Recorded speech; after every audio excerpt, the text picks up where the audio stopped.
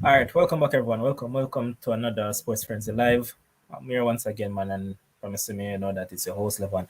Jason, tell me if you're actually seeing me now, because I started the show just now, but apparently the viewers weren't seeing me. So, Jason, comment and tell me if you're seeing me. Ah, never like that because the views are actually growing just now. But here once again, man, and we're here to talk about some track and field because the track and field season is still going on. It's a long season, so we're here once again, man, to giving it to you guys. And World Under 20 is going on, and trust me, it has been a spectacular event. I love what's going on. I love what I see from the youths, and it has been good. All right, Jason, big up, man. Respect for that. Glad that I'm actually being shown right now because, as I mentioned, it was going on good just now, and things never went the way we wanted it to go. But yeah, um, lots of impressive performances, and I mean, from a Jamaican perspective, you can only just feel well. I prefer this than the Commonwealth Games. I think there's more interest, more intrigue around this than the Commonwealth Games. I mean, when I look at the Commonwealth Games, it has been getting a lot of support, and I'm actually happy about that because it's right now it is showing up world champs. World champs just completed in America. The Commonwealth is showing up that because the crowd support at Commonwealth is just, man, it's crazy. When I look at the stands and I see it like earlier on today, when I saw the stands and I actually saw that big crowd, I was like, wow, I actually cannot believe that this is actually Commonwealth Games. So it has been wonderful, and trust me, lovely, lovely, lovely things to look forward to. So I just hope that everything just keep on getting better in terms of performance wise, especially from a Jamaican perspective, because we really want to see them all do well. So hope that it keeps on improving, hope that we keep on seeing better performances on a whole, and everything is just going great. So as I mentioned, World Under 20, that is where I want to really start because I don't really want to talk about the performances as yet until I'll be joined by, I think Kems will be joining soon. So just wait until Kems join. But um what I like about this so far is the overall organization. I love that, man. It has been good. They might not have the best of crowd support, but what I like about it is that one, when I look at a showpiece event, it's giving that vibe, it's giving that feeling that World Champs never gave. When I look at the introduction of these athletes, it has been wonderful, man. It has been wonderful. And big up to everybody in the comment section. I say Kish, big up yourself as always. And as I mentioned, Jason earlier. I also say Del Olivier. So here's Del Olivier saying that athletics in Europe always huge home crowd support. That is true. Definitely true. And we actually see it right here. But I'll get back to the Commonwealth game shortly. But when I look at the World Under 20, I'm still in awe of what I'm seeing. Why? Introduction. When I look at how they introduce all these athletes, I'm like, why is this giving off the feeling of what should have happened at the World Champs that just recently concluded? This is what we should have seen, and this is what we never got. What you're getting from the World Under 20, this is what we should have gotten. So, man, I'm happy about it. I'm happy about the showpiece. I'm happy about the spectacle that is it's giving. And another thing that I love about it is the fast track. Of course, man, as fans, man, we love the fast times, so of course we're happy about it. So, yes, love the fast times that are running right now, and I'm sure that a lot of us are looking forward to that women's, well, yeah, women slash girls under 20 100 meter because that will be a showpiece event, man. If we're to believe what we just saw in the men, what they ran and how they ran, this one will be a very good one. And for those who missed out, let's just point out, man, that one Bouwahjgie and Nkrumie had a super performance in that finals. Yes, he lost the event, came second, a creditable second, a spectacular second behind the indomitable. Let's just put it out. Super talent. Letsile, Tebogo. Tebogo has been one of the best youth athlete that I've seen, honestly. And at the World Champs, he ran 9.94. And I mean, if he never slipped out the blocks, who knows what he would have done in that final. So I really like him. I think he's a generational talent. I mean, yeah, enough people still creating a ruckus over his showboating at the end, but I mean, that's all a part of the sport. It's all a part of the sport, man. And I mean, we may not like it as Jamaican fans, but guess what? It just had to the whole intrigue. It just had to the whole showpiece, and that's what it's about. Showboating, man. And I mean, it was a great race. Honestly, it was a great race. And let's just point out that at this current point in time, Jamaica has 3 medals so far. So they got us a brilliant silver medal in the men's shot put through Kobe Lawrence. He threw what 20.58. That's a PB. So big up to Kobe Lawrence. I mean, the other day when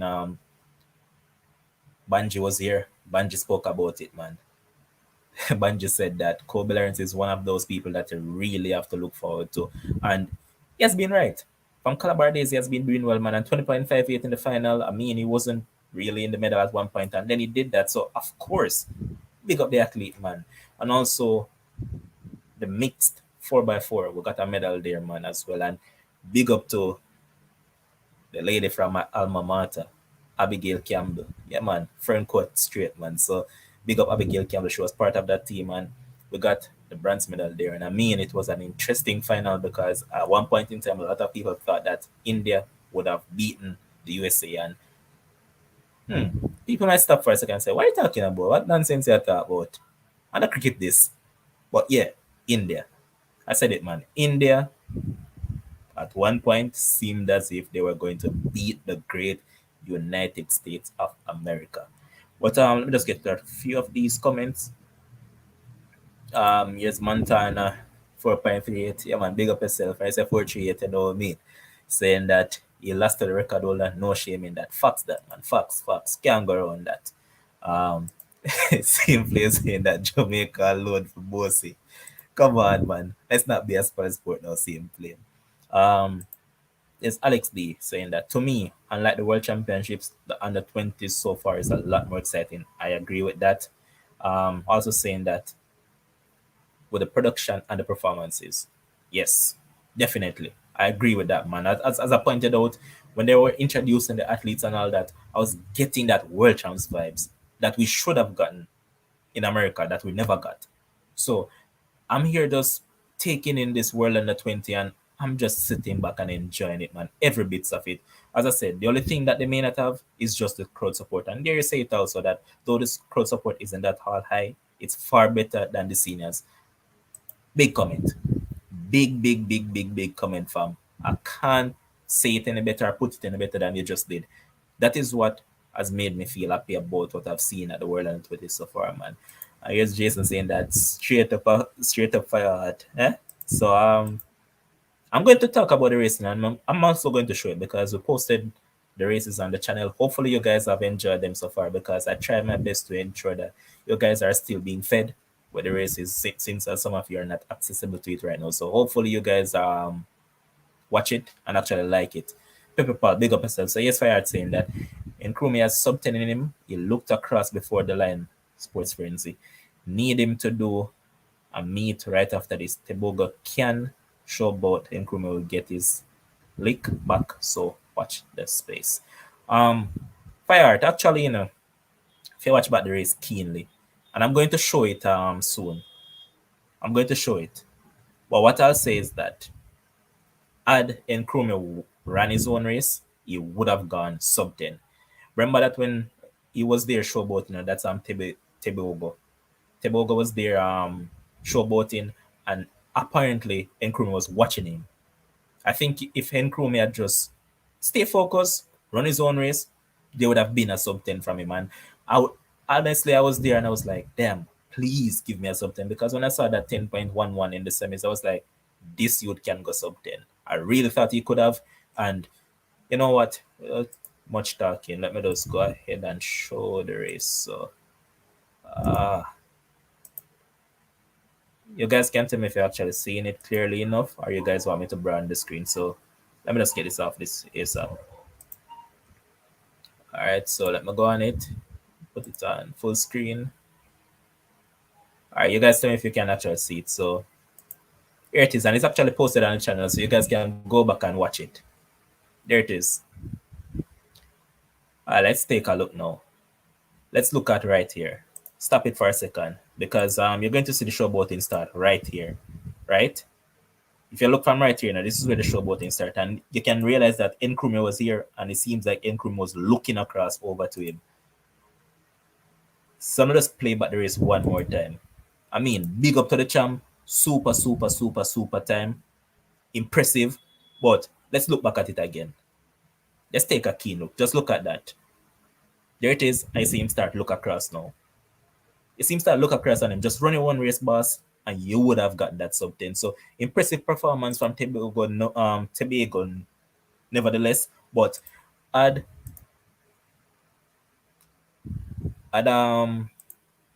Nkrumie just simply ran his own race, he would have gotten that sub 10. He would have. And I mean, I like this athlete. I think he has image, he has style, he has swagger, and he also can back up those with the performances. So he's actually an athlete that I like. So I'm really looking forward to see what he actually do going forward.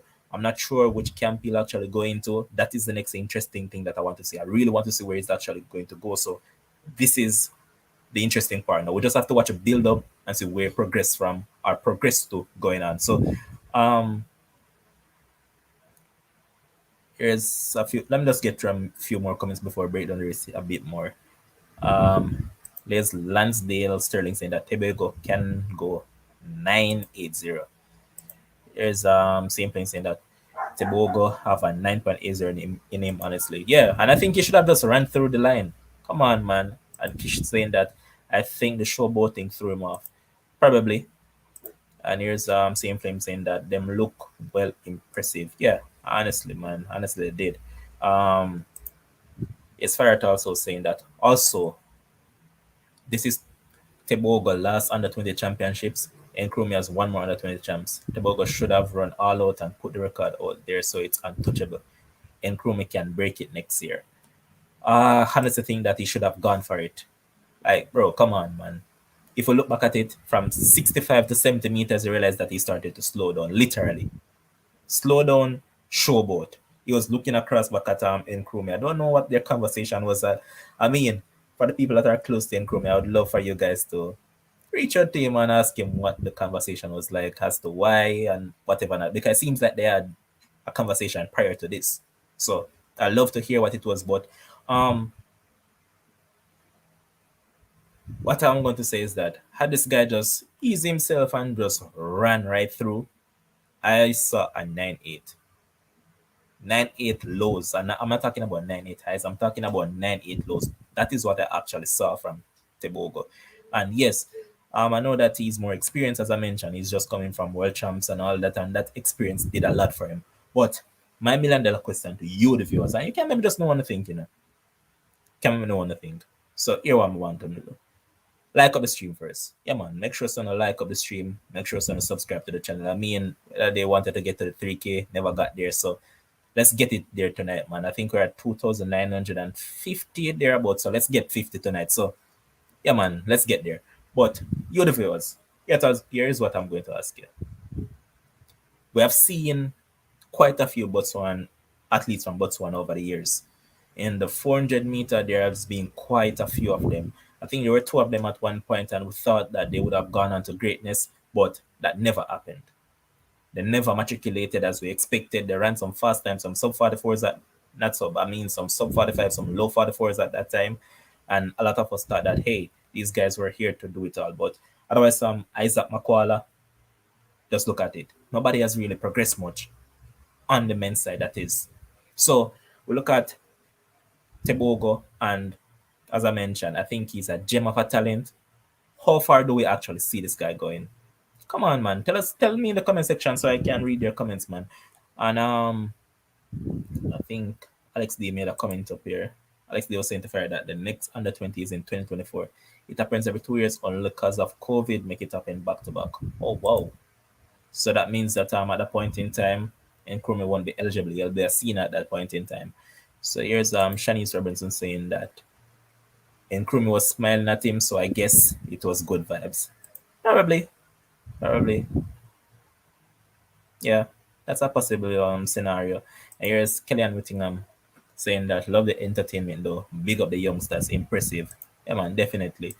And here's Shanice once again saying that Bouwahjgie running sub 10 next year. I believe he will. Or probably before year culminates based on how his I don't know what his season is like, what else he have remaining on the calendar, but I think if he has any race remaining for the remainder of this year, he'll be good and he'll actually run a sub 10 because this was the moment for him to do it. As I mentioned, this Cali track is fast. It is indeed fast. So I really wanted to see this. And honestly, it was a good time. So Albert asking, what does that 10.02 and 9.9 translate to at normal levels? I think this is normal level still in Albert. I think it is. And I mean, if we're being honest, as I mentioned once again, let's just look back at Tebogo in Eugene, 9.94. That was super as well, man. That was super. So even before the finals, I was kind of a bit disappointed, with what happened to Sandra Davison because I really wanted to see this guy in the final because I thought that he could have gone, if not sub 10, close to a sub 10 as well. I liked what he did in the heat semis. He got out, but apparently I'm hearing that he has a hamstring injury. That's the news that has been surfacing.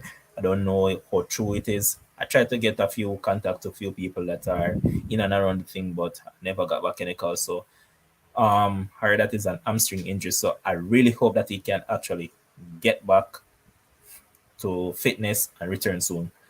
So again, let me just go back and show the race. So let's break it down in pieces.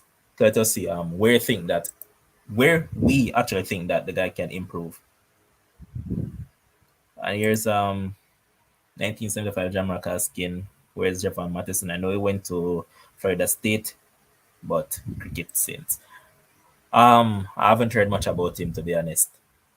I think some of the KC people might can answer that. What has happened to Jeffan Matheson, because he was under a super talent that hasn't matriculated into the senior team or the seniors. So if you guys can tell me, then you can go ahead and mention it. But let's look back at it and tell me where you thought Nkrumie could have done a bit better in his race. So let's go. I can probably put this on.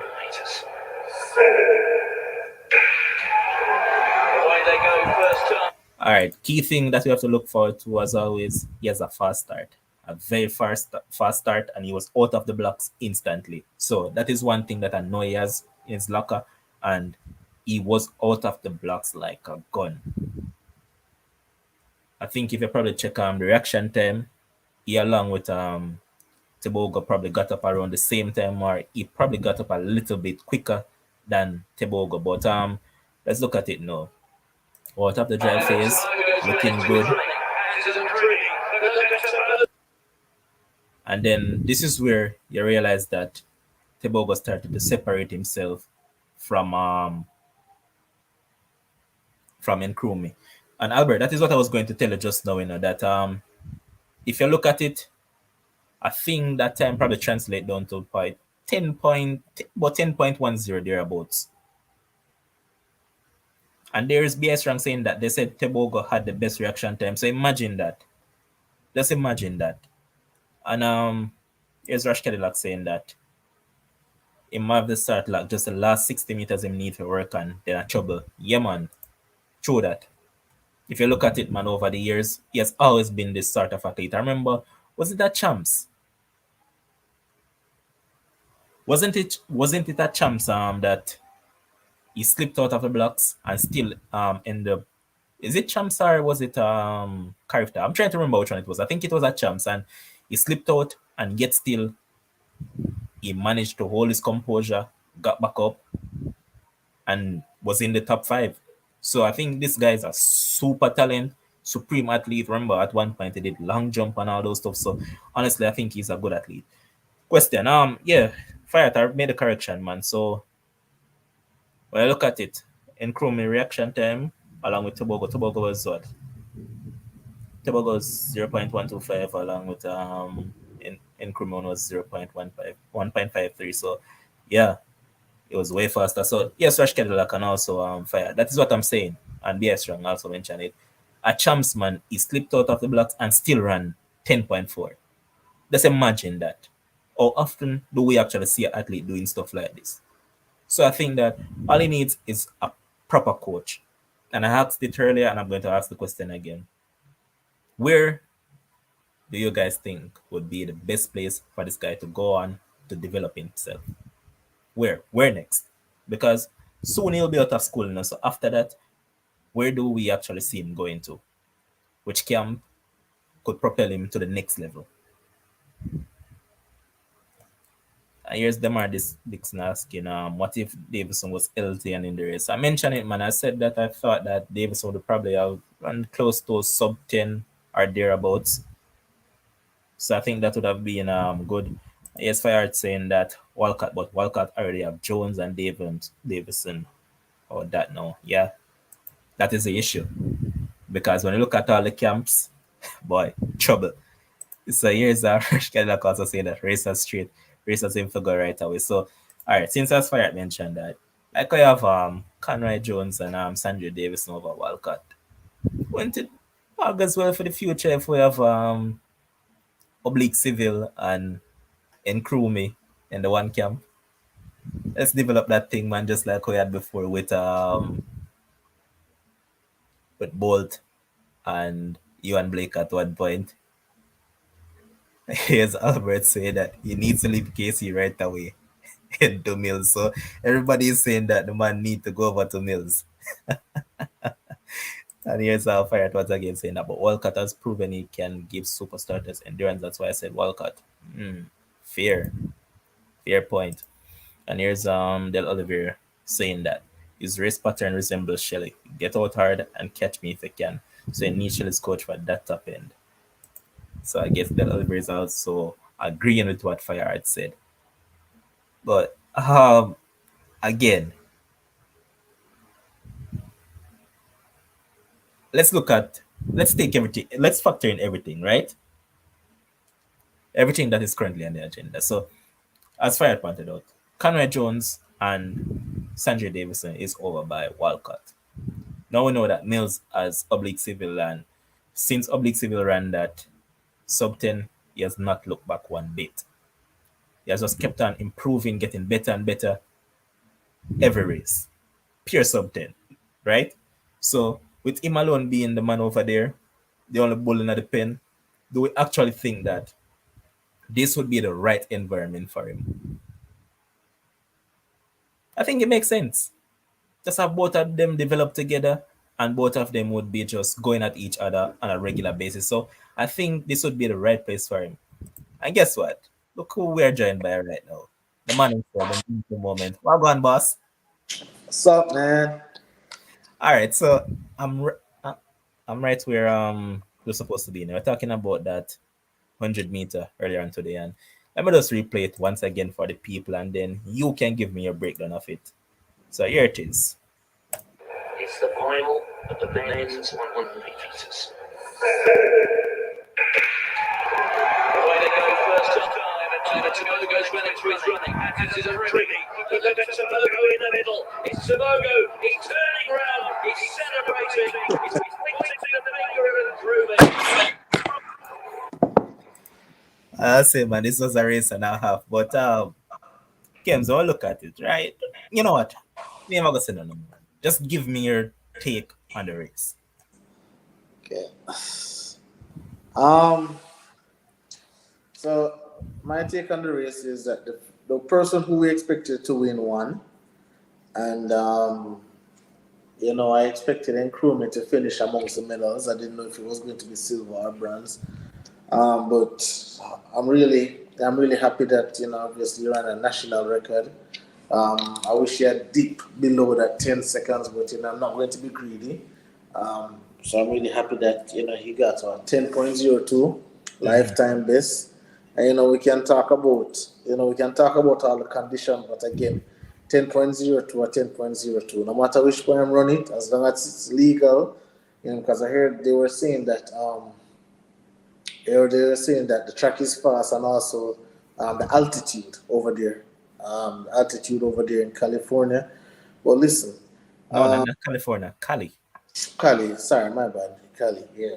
So, but this is it, right? So this is it. Tebogo, listen, that man was in the World Championship.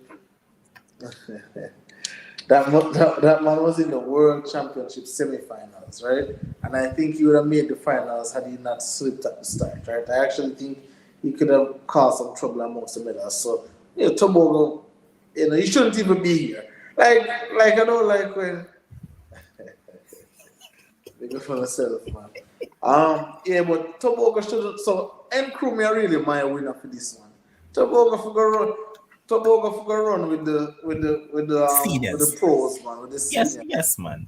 Why is after him disappoint himself, at the world champs, come down and like as you said, the man is definitely the class of the field, boss. 60 meters, the man looking around, calling people to come through the line, boss. So El Krumi is my gold medalist, and whoever come third, come second, and who come fourth, come third for me. I don't think that Tobago should definitely be in that race. But Uh-huh. when we look at Nkrumie, right, and his development, I just pointed out that at champs, and I remember that he slipped out of the blocks, and the man ended up running 10.4, brother. 10.4, and then this race itself, if you actually look back at it, you realize that he was looking across to Tebogo, keeping up his antics, and I think hadn't he done that, he could have gone sub 10 as well. So we'll look at what he has done, right? Uh-huh. And my $1 million question that I keep on asking, and I ask the people in the comment section, they're telling me about Mills, Walcott, blah blah blah. So I think they said that he's going to finish his final year at KC, right? But that might take on it already. Once you're big enough and you're this good enough, low school alone, you're that good. In terms of high school itself, I mean, you can further yourself in terms of college wise, maybe, but I think you're at a stage now that high school days done. So 10.02, and as I mentioned, no matter which part you do it, it's 10.02. Nobody can take that from you. Yeah. So you look at it now, and you look at it, and you look at the camps that are currently out there in Jamaica, or even overseas, where you actually think would be suited for him to go to develop on this supreme talent, because I mean he's supreme talented. Um.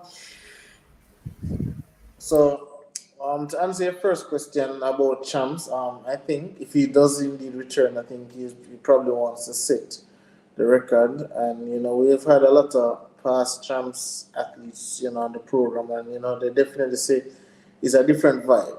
It's a different vibe. It's a different thing for representing school and the crowd and the excitement and being pumped up and all of that.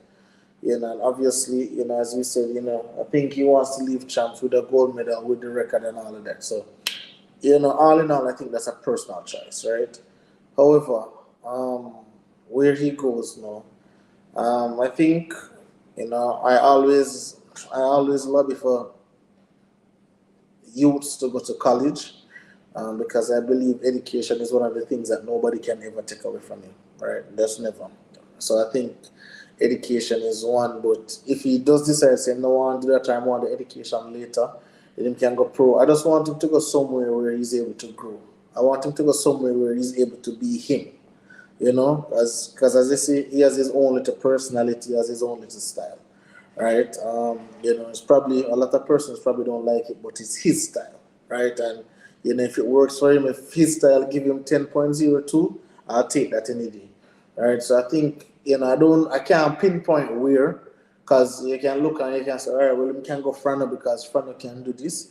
but then you can see him can race. I just think wherever, and I think his quote unquote his peoples and coach at Casey and all those persons will steer him in the right direction. But I think he has to go somewhere where he can get some individual attention, right? I don't want him go anywhere where he's just a part of the pack and 50,000 people at train. No, I want him to go somewhere low key, getting some individual attention, work on his mechanics. Obviously, I think he can brush up on his form a little bit. Obviously, he has the start, but to the latter part of his race, see, kind of start slow down. So there are so it's a room for improvement in his race. So where he goes, I don't know. I really can't tell you a place where I would probably like to see him.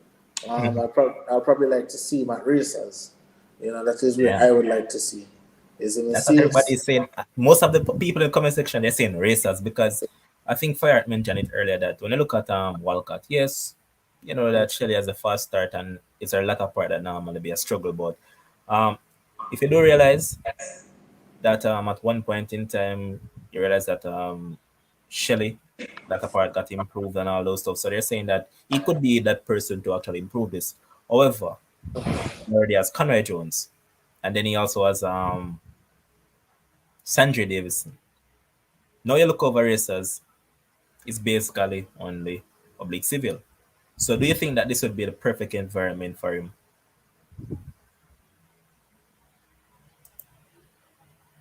So where where freaking that is concerned, I think yes, a Conroy Jones oblique civil, right? I think that's a good mix where he can go to. And No, no, again, no, no, no. Conroy Jones and Sanjay Davidson are by Walcott. No, it's only oh, really oblique civil that is at oh yeah, risk. yeah, yeah, yeah, yeah, yeah, yeah. Yeah, my bad. So oblique civil, right? Good. And again, you see, because remember, oblique civil last year, even though he never spent all him time at Calabar, his last year he quote unquote dominate, and he was the fastest person at Calabar at that point in time. And then just transition got to Glen Mills, and Glen Mills say, hey, come, we're going to do this project. And then, I think Coach Q came on here and said, it's a 3-year project, right? And the first year, and so I think having somebody like Glenn Mills, and what I would really admire with Glenn Mills, even though me personally, I believe Glenn Mills is past his best. Other persons disagree. Other persons disagree. That's fine. This is just my personal opinion. However, I believe that Glenn Mills have so much experience with youth. When we talk about youth, all different kind of, because he was the coach of Camperdown one time, and they talk Correct. about all different kind of youth will act like them a bad man, youth will bleach, youth will do this, youth will do that, and he is still able to allow them to be themselves, but also know when it's track and field time, it's time to be track and field time, right? So, this the backside. So, all right. So, so I believe that, going to Glen Mills will probably be his best bet right now. And again, what I really don't like about this though, Levan, when an athlete run 10.02 right now, you know what Jamaican people will expect next? Lad, world champs next year? Oh, let me look for what everybody around. Let me look at the finals last year. Or if he did run 10.02, then he could have come 17 at the finals or this or whatever. And them start already place him in a box. So then if now the transition don't happen when don't get 10.02 right away, I'm walk to see man. And then it start this one. So I think for Jamaican personnel, we must be patient. We must be patient with him. Allow whichever coach get him to do them like a transition, do everything that they need to do in order to be a pro. I would say give him until not world champs, not Olympics, but the other world champs. Before we can really see what he's made of. Correct. I think we should let these kids be kids, really and truly. Make this man decide whether he want to take it up later, later on in life, make it be pro, or he want to go to school and have fun. We're pushing a lot of these kids a little bit too early to go pro, and then they falter under the pressure. Allow these kids to be kids. And let's also point out that he's still 18 years old. And I Yeah. mean, as Rash Cadillac is saying here also that if he does what Kim's just mentioned, and then next thing they'll produce what people expect, this is what you're going to hear.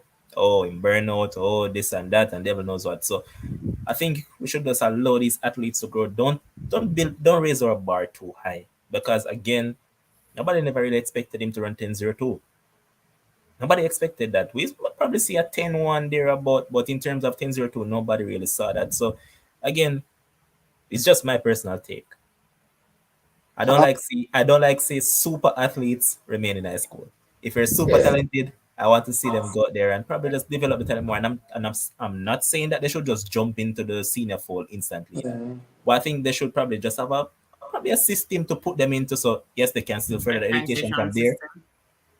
but not going back to high school. That's not my Yeah, thought. But that's yeah. just me. There's. So this is, and again, I tell you, why I believe he may want to go back. But again, I think it's a risk reward kind of situation, right? You're risking, and I'll always use Chris Taylor as the perfect example. You're risking the opportunity to advance your pro career as soon as possible, and the reward is a champs medal, a champs record, and your 9 points can make KC win champs by itself, right? So that's the reward. So you look at that versus, okay, let me transition into one of these professional programs, or let me go university, and then there's so much things you can get. You can get a contract, you can get a degree, you can get, like, there's so much reward there when you decide to go pro. But again, this is just me, you, and Fifi just talking out our behind. Probably they have a plan for him when he come back to high school. We don't know what's going on behind the scenes. I All do right, not. so I see Kish in the comment section saying that people you don't know the reason. So Kish, since as we don't know the reason, why can't you just tell us? I mean, the number. Let me just put it on the screen as a matter of fact. The number is always open, so you guys can call in and just simply say whatever. But the thing is, Kishi, yeah, well, Kishi saying we don't know the reason. I just said that we really don't know the reason. But again, this is why when they don't know the reason, what we do, we speculate, right? We don't know the reason, so we have to Correct. speculate. So So I came on a little bit late. Is he uh-huh. going back to high school or he's going? He's going back to KC. Yep, I heard that he's Him going to have finish what, his one final more year. year? Yeah, Because he's in sixth form, right? yeah. So I'm gonna go up a six. As I said, I mean, let the kid be a kid. Him have the opportunity to go back, finish him last year. I mean, look at Arion Knighton. Isn't Arion Knighton? He just went to prom, finished high school, and yes, he did go pro, but he's still living his dream of being a kid, irrespective of the fact that he is pro, him still live him childhood life. So let's let this kid live in childhood life. If he decides to go pro, I mean, he goes pro. Yes, Kamara, I agree with. He runs the risk of being hurt. You use Christopher Taylor as a prime example. Yes, we'll go back to high school for go Casey, but him live him life as a kid. Make him live it, and then later on, him can decide. All right, then do I want to go in the collegiate league and be pro while I'm in the collegiate league, or do I just want to go to college and just stay in the college league? Or I don't want to do this at all. True. What is Colin Daly saying? Yes, finish high school. The man already finished high school, Miss Daly. Like, finishing sixth form is an absolutely waste of time. Sixth form is a waste of time. That's the biggest waste of time I've ever done in my entire life. I got sixth form. I never learned that one jack trade. I just wear my white shirt and feel good. That's it. Sixth form is a waste of time, I believe. So as a Kish saying that's not the reason. Kish, once again, let me preface my comments. I didn't say that's the reason. That is I'm just looking at what possible reward can you get. Okay, let's see another reward. Another reward is probably, okay, you can probably get a scholarship. But again, this 10.02 run can give him a scholarship better than anything where he can get during champs.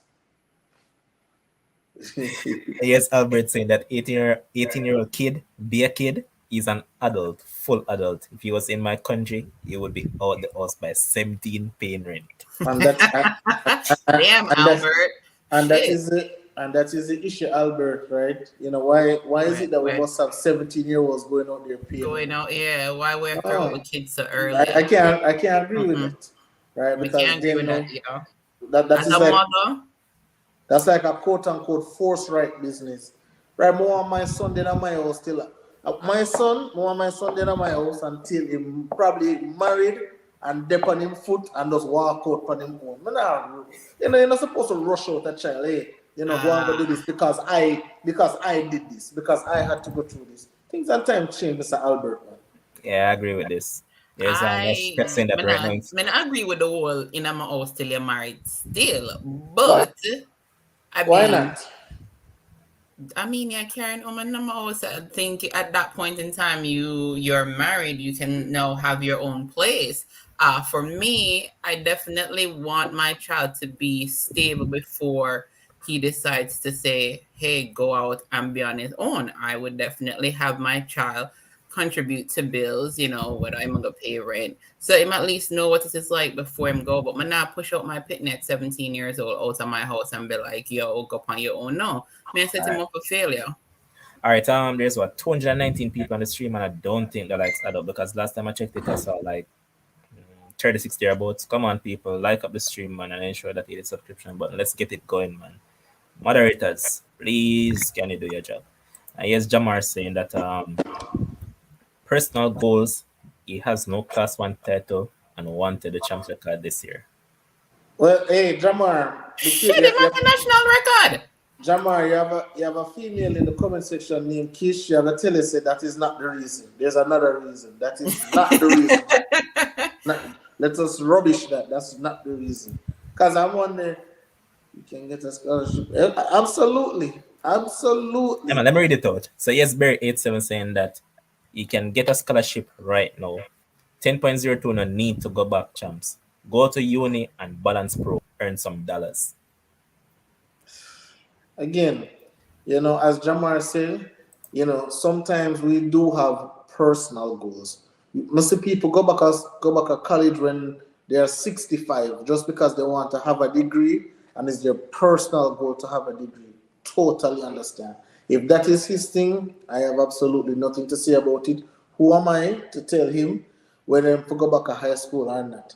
I am just saying, based on, I've never seen someone with a leave champs at the top, stay back at champs the next year, and the trajectory is the same. I've just never seen. See, if the Twins had stayed back at Edwin Allen, I think they would have regressed. But them handlers like Coach Dyke say, come back for why? Like, what would you be doing here? Absolutely nothing. So wow. Chris, we have Chris on the line. Chris, go ahead, man. Wagon. Yeah, night to Kems and I can't see the screen good with a blind man in the Kems. So I try I try to say I to Monk Fifi. Yeah, man. Yeah, man, good night. But yeah, man, as a KC man, the only reason you return to school after such a performance is unless a hook work I'm thinking. If I that you want to be a scientist, but if you want to pursue track and field, you have no business going back to KC. That is just it. I think nobody disagree with that. There is nothing behind it. Like what him going back for, champs? Yeah, I say a man just comment, Jamar just comment and say he want Class 1 title and champs record. No, and those stuff don't give nothing, man. At this moment, hear somebody mention it. Basically, all of the time they went just run, all of the top universities everywhere in the world just see that, especially in the US. Just saw what he ran, and all of them reaching out, if they didn't reach out already. Because obviously they would have reached out already from champs. Because a lot of universities, coaches come to champs to watch. So a lot would have reached out then. And today, it got more. Probably mad in parents' corners after them have to turn it off today. After a performance like that. So if it's schoolwork you want to do, you still don't need to go up. You still don't need to go back. You have no business going back. It's just simple. Like if it's schoolwork, you have college. Can go. If it's professional career more from athletics. You have a lot of clubs in Jamaica and a lot of clubs in the US to go to, so and elsewhere. So I don't know. I just saying that I would be sad if him go back. Like it'll be heartbroken if him go back. He don't need to go back. And we must stop say. I understand when Miss Fifi so with kids, say my kid, but if I'm a professional make money from track and field, you cannot look at it when you're 18 and stuff. Look at it like a kid now. You have to look at it as your profession, like you're out here doing this now for earn money to live, to survive, to make your family better. So you cannot look at it as a kid again. He's a kid at 18, see him. Still have a lot to learn. But it's a big mistake based on what Champs has done to a lot of athletes. Like James bring up the perfect situation. Like Christopher Taylor had no business going back to Calabar that year. None. Couldn't win. I don't know what he went back there for and pick up an injury, unfortunately. Mm-hmm. James, you're about to say something. Go ahead. Yeah, so that's my take for it. All right, Mr. Chris. What I was about to say, I don't even remember. Yeah, I think I saw Rush say. All right, so you're directing it to Chris or not? No, not Chris. All right, Chris, you say make a run now? Yeah, man. All right, big up, bro. Respect. Yeah, I mean, I think I saw Rush say, about shoe deals as well. Listen, and I think Lee Ford came on here and he said it too. When you reach a certain, you start look at track and field as a business. You start look at it as a business and you say, okay, how can I become profitable off this track and field? And we can all speculate what's going on at KC under the table, blah blah blah blah blah. But no, when we talk about moving up to the professional, all right, can I sign with a Puma? Can I sign with a Nike? Can I sign with a New Balance? Can I sign with a Reebok? Can I sign with an Under Armour? I don't know whichever one, right? And then you start, transition as Christian now. How can I help my family? How can I make my family better? If your family already have money, how can I get them some more money? Right? How can I get myself out of this situation? How can I put myself in a better situation? I think that is along the lines that we're supposed to think. Christopher Taylor won't tell none of this publicly, but I'm telling him privately. He's saying that he wish he'll never stay at Champs that year. Privately, he'll tell him handlers, he'll tell him personal friends and people, he wish he never stayed at Champs that year. Because that year, again, I believe that year set him back 2 years in development. Right? Obviously, he met the 400 Olympic final and he met the 400 World Champs final. But the Christopher Taylor that we know and the trajectory that he was on, we know it was far greater than this. We know it was far better than this. Right? And, Mummy always tell me, say, a wise man learns from other people's mistakes. You know what I mean? If you make the same mistake, to learn the lesson. Just watch what other people do and ensure so you do it. So I know Nkrumie, no Christopher Taylor, and that, try and just go in another direction. But again, I'll reiterate, if it's a personal thing for him and he just want a personal record or a personal medal or a personal title, I can't argue with that because each and every one of us have our own personal goals and nobody can stop us from achieving that. But can he still be pro and be in high school? There's nothing against that. Nope, I don't think so. There's nothing against that. I don't even think there's anything against it be here in the US because Knighton is pro. No, but remember that US and Jamaica are two total different tale, So I think if you're following NCCA rules, it should be across the board for everybody. So you can't differentiate basically saying that, in the US, it's okay for him to be pro and be in high school. And this one here, he can be pro and be in high school. I mean... No. You can't be pro in Champs. I'm trying to remember the situation with O'Hara. Remember that he created a ruckus when signed that lift up him shirt with the Digicel. Yes, so I think from there they came in with some sort of rules or whatever not. So no, they can't be. I thought you couldn't do you couldn't brandish your endorsements is what it was. It would stand pretty much almost like a team thing. Yeah. Fifi, oh, you cannot be a pro athlete and I run at the Boys and Girls Championships. Like that, like just repeat that and tell me that that not even sound right. I am a pro. I am a pro athlete. I'm going to champs next year. What? Like Yeah, what? yeah. Kevin said, "What the hell?" Like that not even sound right. I'm just asking. I'm just saying if he, I mean, it's his choice to do what he wants to do. I'm just saying, I'm looking at Ariane Knighton, who, yes, they don't have champs in the state, whatever, but he did it. So if this kid wants to be pro and still compete in the high school level, who are we to say that he can't? I mean, get what y'all say. Yes, it sound ridiculous. No. 100% sound ridiculous. But if that's the road him choose, that's the road him choose. And yes, See, Philly Yardy vibes saying that Knighton could not perform in high school either. exactly. Like you can go high school, and be pro, but you can't perform. You can't go compete in the people them high school championships and feel like say, oh yeah, my brother's Yes, got this. No, you yes, enroll. AJ Animations love saying that Knighton no go school, him enroll, but him no go to class. No man, the man got class, man. The thing pretty easy. Other day, I'm say the man a study for him test and all that thing there. Man, go class, man. But I don't know if him go class regular, but him go class. And here's Barry 87 saying that track and field lifespan is relatively short in comparison to other sports. Get an education and make money while you can. With that 10.02 at 18, scholarships should afford. Yeah, man, scholarship, shoes deal, all of those stuff will be coming in. So Yeah, not and sure about that. and listen, one thing I can tell you about Kingston College, and the Kingston College royalists can tell you as well. When you come on to their star athletes, them set them up nice. So and them That have a is it. lot of big connections all over the world. Some old US, school boys USA, USA. association. So if a scholarship won't be his issue. See, Flame saying that man only go On school for documentary that.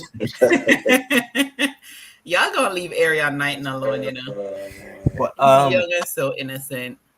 come on, man. Barry saying it as well, man. Please hit the like button. 227 people watching and only 56 likes. That ratio they're not good, man. Come on, people, get it up. Let's do it. But let's shift the focus a bit because there was also the girls performing, and let me just go ahead and share this quickly. Right. Kim, stop You texting guys tell me girls. if you're seeing it clearly or not.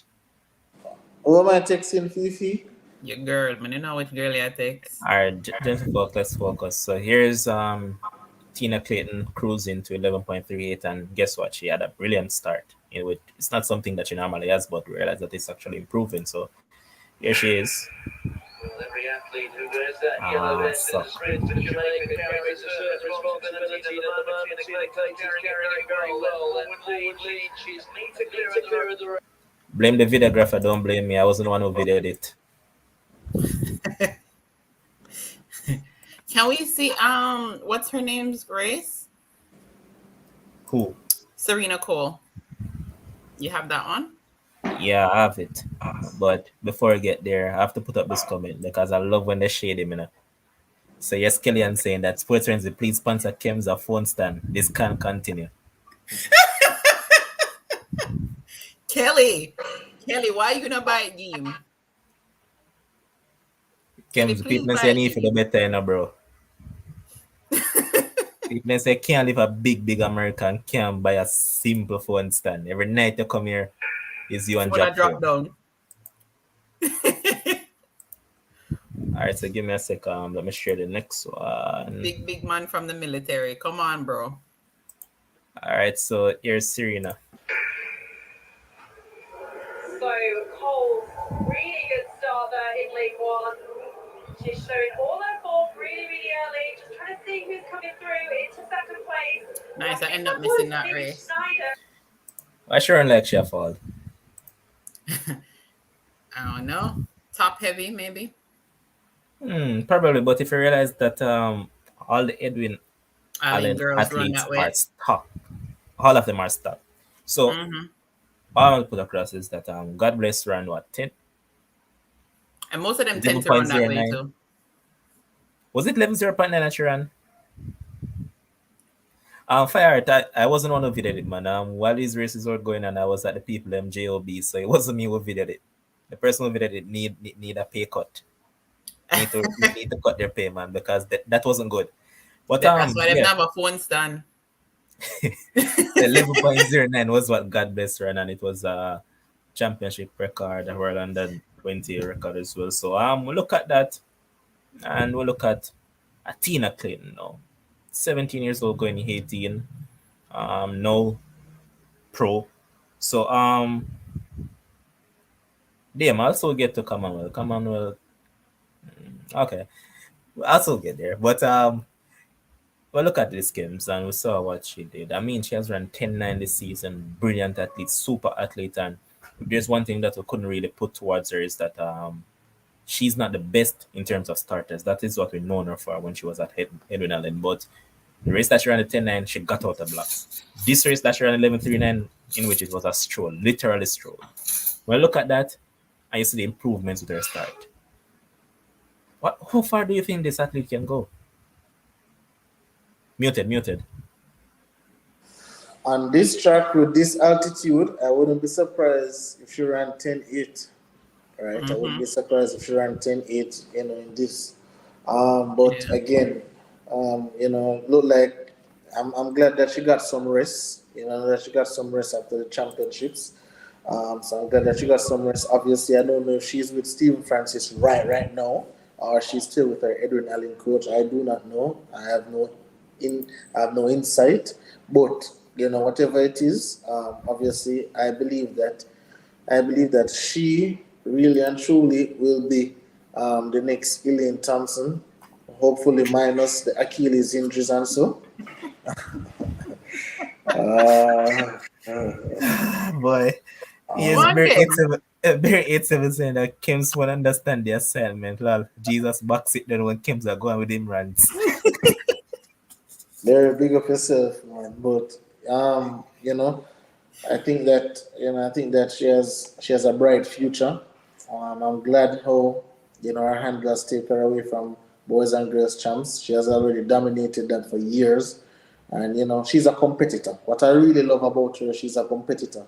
I can't forget that picture. I still have it up on my Facebook. That picture when Brenna Liston was killing out herself, and she was just in the back, just laughing in that semi-finals. That's a silent killer. I laugh and shot them as I do, and I say, right? But she's a competitor. She loves to win. She loves to compete, and when you have an athlete. Kems, but sorry. Bro, are we having a track and field show or a talk about Kev's phone show, boss? Like, but bro, Amazon. What is this? But sure you have an Amazon account. First of all, I don't even have an Amazon account. But anybody in the comment section, I'm not even using a phone. I'm using my iPad, right? But if any one of you guys want to buy me a stand, guys can. Your iPad now have one of the little flip one them where you can just turn it over the back and it stand up. I don't. Aye. We're having both.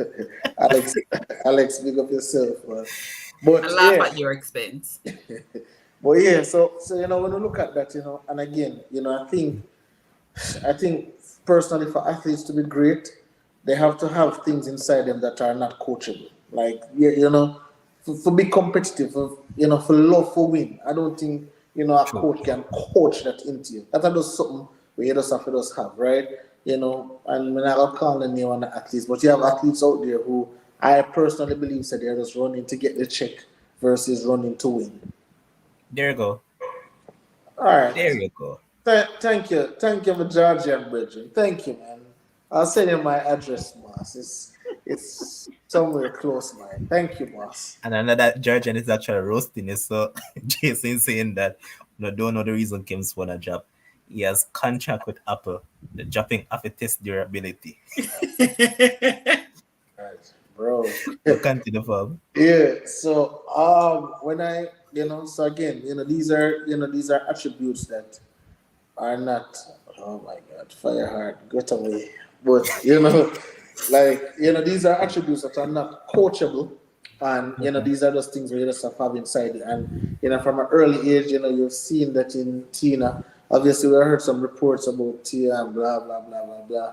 When you have twins, two of them now have the same competitive fervor. One always gonna be higher than the other, right? And I see somebody was talking about Serena Cole. I think she's one to watch, right? I But like her. but I just don't think that she can do the long jump and the 100 meters. I think Adrian was saying it, like when you do the jumps, it takes so much out of you. But again, with the new technology, with the new spikes, with the new nutrition, with the new this and new that, who knows what can happen, right? But I think, everything what I always think is important for these athletes. You have to stay humble, you have to stay hungry, and you have to be under the right leadership, right? You have to go under the right people. Because listen, when them start throw some money at you, some 500,000, some $1 million, things, money we ain't never seen in your life, how do you react? Do you stay humble and continue working, or do you start by weave eyelashes and all them things there and shift the focus? I love where we do this conversation because I want to ask you your follow-up question in regard to Serena. So I've known her for a while now, from Champs days, and she has always been part of that dominant 4x1 team for Edwin Allen. But in terms of individual events, especially 100 meter, we could say that she's a late bloomer. And if we look at it from that standpoint, generally over the years of what we have seen is generally the late bloomers that always transition into the seniors. So in terms of what she can do, and as you mentioned, she does both 100 and long jump, which of the two you think is the better event for her? So let's not play ourselves, right? Let's not play ourselves. Obviously, it's going to be the long jump, right? Because that is where she's had her most success. In the long jump, she's a very good long jumper. Obviously, as you can say, she's a late bloomer in the 100 meters. But when we look at how stacked the 100 meters is, and I'm not even talking in the world. I'm talking just Jamaica by itself, right? We go down the list. We have a Brianna Williams. Now we have a Kemba Nelson in the mix. Now Elaine Thompson is still there. Here comes Sherika Jackson, not going anywhere for a while, right? Mm-hmm. And we have all these athletes there. Now, that she have to go beat a Tina Clayton in order for then you have a Brianna Liston, then you have a Kevona Davis. Like there's so much there. But when we talk about the long jump, who's there? Nobody. There's nobody there. So nobody. I'm glad they went there now because we talk about long jump, right? We have to go back to this woman that won a champs about 10 years ago. I remember when I was just a kid growing up and I hear about Shanice Porter. And Shanice Porter still doing long jump in her brother. So there's literally nobody in the event right now. And again, for Jamaica athletics, we love the sexy events them. We love the events in turn we are 100 meters, 200 meters, the relay, them thing the sexy. I do long jump for Jamaica. The jumps are exciting. To people will love track and field. Yes, but to the regular fan, nobody now watch I win the lap. All right, let me show you perfect. The other day, Ricketts win the silver medal in the triple jump. You hardly hear about it. You hardly hear anything about it. You just hardly hear. Honest, bro. Shelly win. You remember the night when we had the discussion? I checked across YouTube and there could I literally count on me 200 the amount of people you actually talk about Ricketts winning that medal. Absolutely. Shelly and Fraser Price win the 200 silver for the 200 meter. Oh yes, Shelly like other spots, right? The events that are more sexy to us. Just like when we see, a sexy girl or somebody over here so we shape differently, we tend to keep a tunnel vision on the one who's sexy. It's just what it is. But I think for Serena Cole, she can be a quote-unquote pioneer in this situation, take on the drums, hold it, and then probably she can get a space for the 4x1 because she's an excellent starter. When you talk about starter, she did in the quote-unquote goat of starting, the Brianna Williams, the Shelly and Fraser Price of the world. She's in that stratosphere. So I love that for the 4x1. But if to say, she's going to come to the 100 meter, come to the sprints, I think, and I'm not doubting her ability, but why would I want to go to a job where me have to compete with everybody just to make it up to the CEO. When I can go to the next job over here that is just as lovely, I'm gonna be the CEO right away. So I just think she should stay with the long jump. I mean, now that you put it that way, I just know with the long jump, it just tends to deteriorate. The legs, the ankles. There, so it's a brutal event. Brutal event. Not gonna lie to you, but if she's very dominant in it, I haven't seen. I knew she was a jumper. I didn't follow her much as a jumper. I noticed her a lot more when she came on the scene as a sprinter, and saw that she was really talented. But based off of what you guys said, if her talent is that great in the long jump, I would say to gravitate to that as well, because you're going to be competing a lot with, like you said, the Shelly and Fraser Price, the Shakari, Imbo Shakari, oh God, Sharika Jackson, Elaine Thompson. There's so much people there to compete against. So why not go to an event where it's not that dominant and go dominate? All right. Before I get to the next thing that I want to discuss, Phil, what event that did you did back in the days? Because a lot of people on the stream don't know that you're actually an athlete, So tell us what event that you actually did. I did hurdles and long jump. Hmm. Yeah, my height, I did the hurdles, and yes, the long jump. I love the long jump more than I love the hurdles, to be honest with you. Could you elaborate? Could you elaborate? With the hurdles was a competitive. I bang up the wall and I need them. Why, yeah. I never like the training for the hurdles. I love the training for the long jump. I was in my own little world off to the side, not have that much for deal with people. So I love that aspect of it.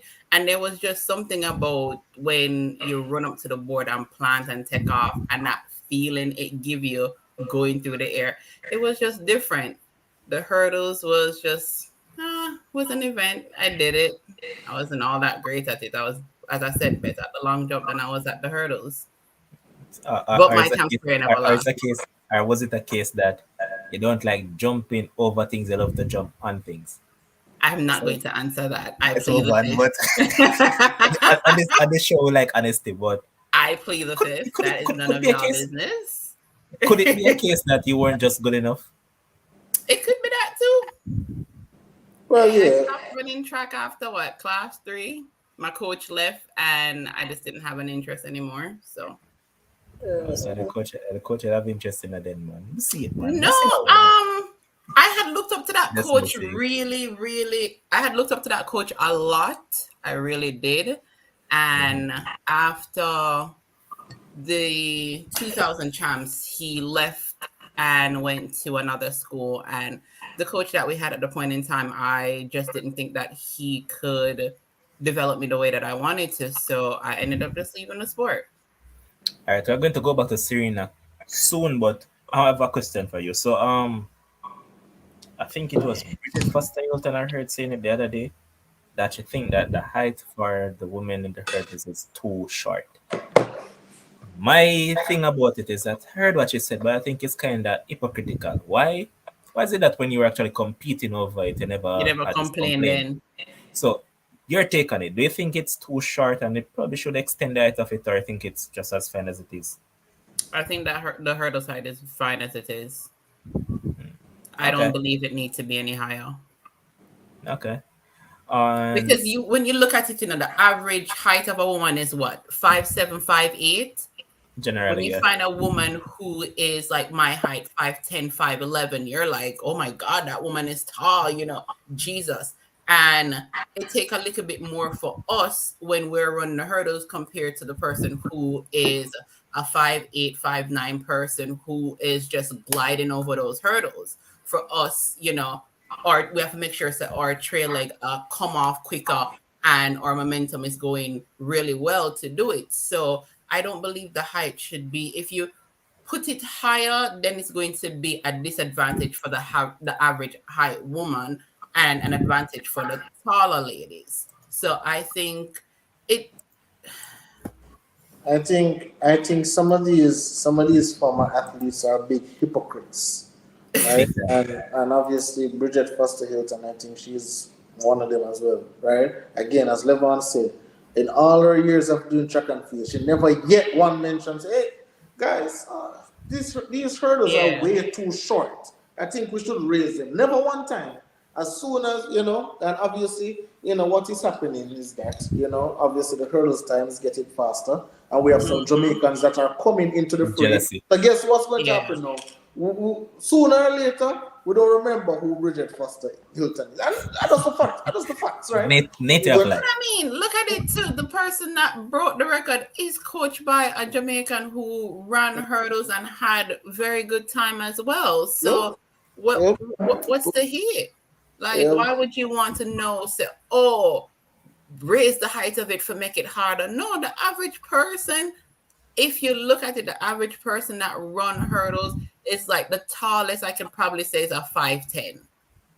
You're not gonna find a 6 foot woman out there running the hurdles. All right, so find it. Okay, so back to Serena. So Kems, this question is directed at you. So here's Alex Lee saying that since Serena is that versed, could she try the heptathlon since she's a late bloomer and she's talented in the field as well? No. No.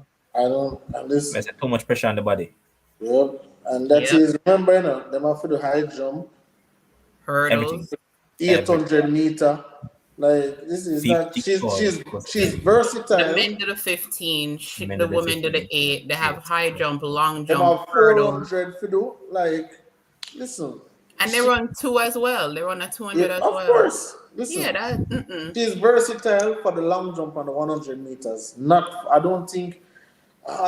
Listen, I don't remember. If only can tell me, I don't remember the last female Jamaican athlete who do hip. What we can say. Okay. Can't recall it, man. Then I think that's a lot of that's a big toll on the body. That's a big ask. Peaches Roach. Huh? Peaches Roach. Yeah, well, seeing that even know we name Peaches, that's for sure. Like that has been like that is so much. That's so taxing on the body. Again, right now, she young. I don't hear anything about she going pro or anything, so I don't know if she's going to return to Edwin Allen or anything of that sort. But I think let's focus on the stronger event. The stronger event is the long jump. I think that she can make a name for herself in the long jump. I think you're going to the sprint, you're going to be in a lot of person's shadow, a whole lot, right? I think Sherika Jackson is about 28 or so. Just turned 29, if I'm not mistaken. 28, 29, yeah. Yep, and listen, we see athletes, i.e. Shelley and Fraser Price, with baby and all of that, still on top of her game at 35 years old. So guess what? Repeat that, James. We are a falafashi. We're a falafashi monkey world. So we only want to see one person do it, and then we know so we can do it too.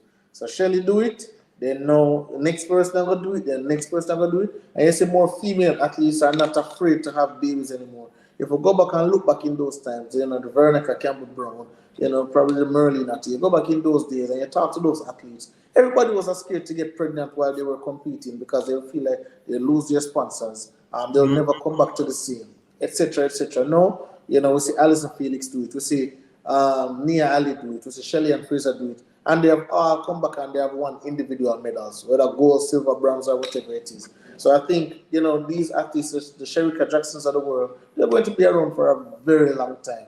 But again, the long jump, something that you have won gold medals in, on top of gold medals, make Carifta team, make this team, under 20 team. No, you just get somebody to perfect the art, somebody to work on you. You can get a coach for yourself. Same thing as I see with Tajay Gill. Obviously, you can use the 100 meters to sharpen up your long jump and thing as well, right? But then you have your own individual attention. Just kill it. And if you decide, say, boy, well, more run the relay, then you do your little runoff and try and make, the top 4 or whatever it be and be in the relay pool. But in terms of, say, you're going to switch and go to the 100, that just remind me a thing where, with, unfortunate Melanie Walker, she was on top of the world in that 4 hurdles, and she just say, she want to go run 100-meter hurdles, and then, we'll see how that goes. So I think, certain decisions that we make in life can really have a negative or a positive impact on us. All right, so I see Ace Truck Club in the comment section saying that Serena is not a late bloomer. We said late bloomer in regards to the 100 meter. We're not talking about Serena overall. 100 meter we're talking about. She's just coming to the forefront in the 100 meter. So yeah.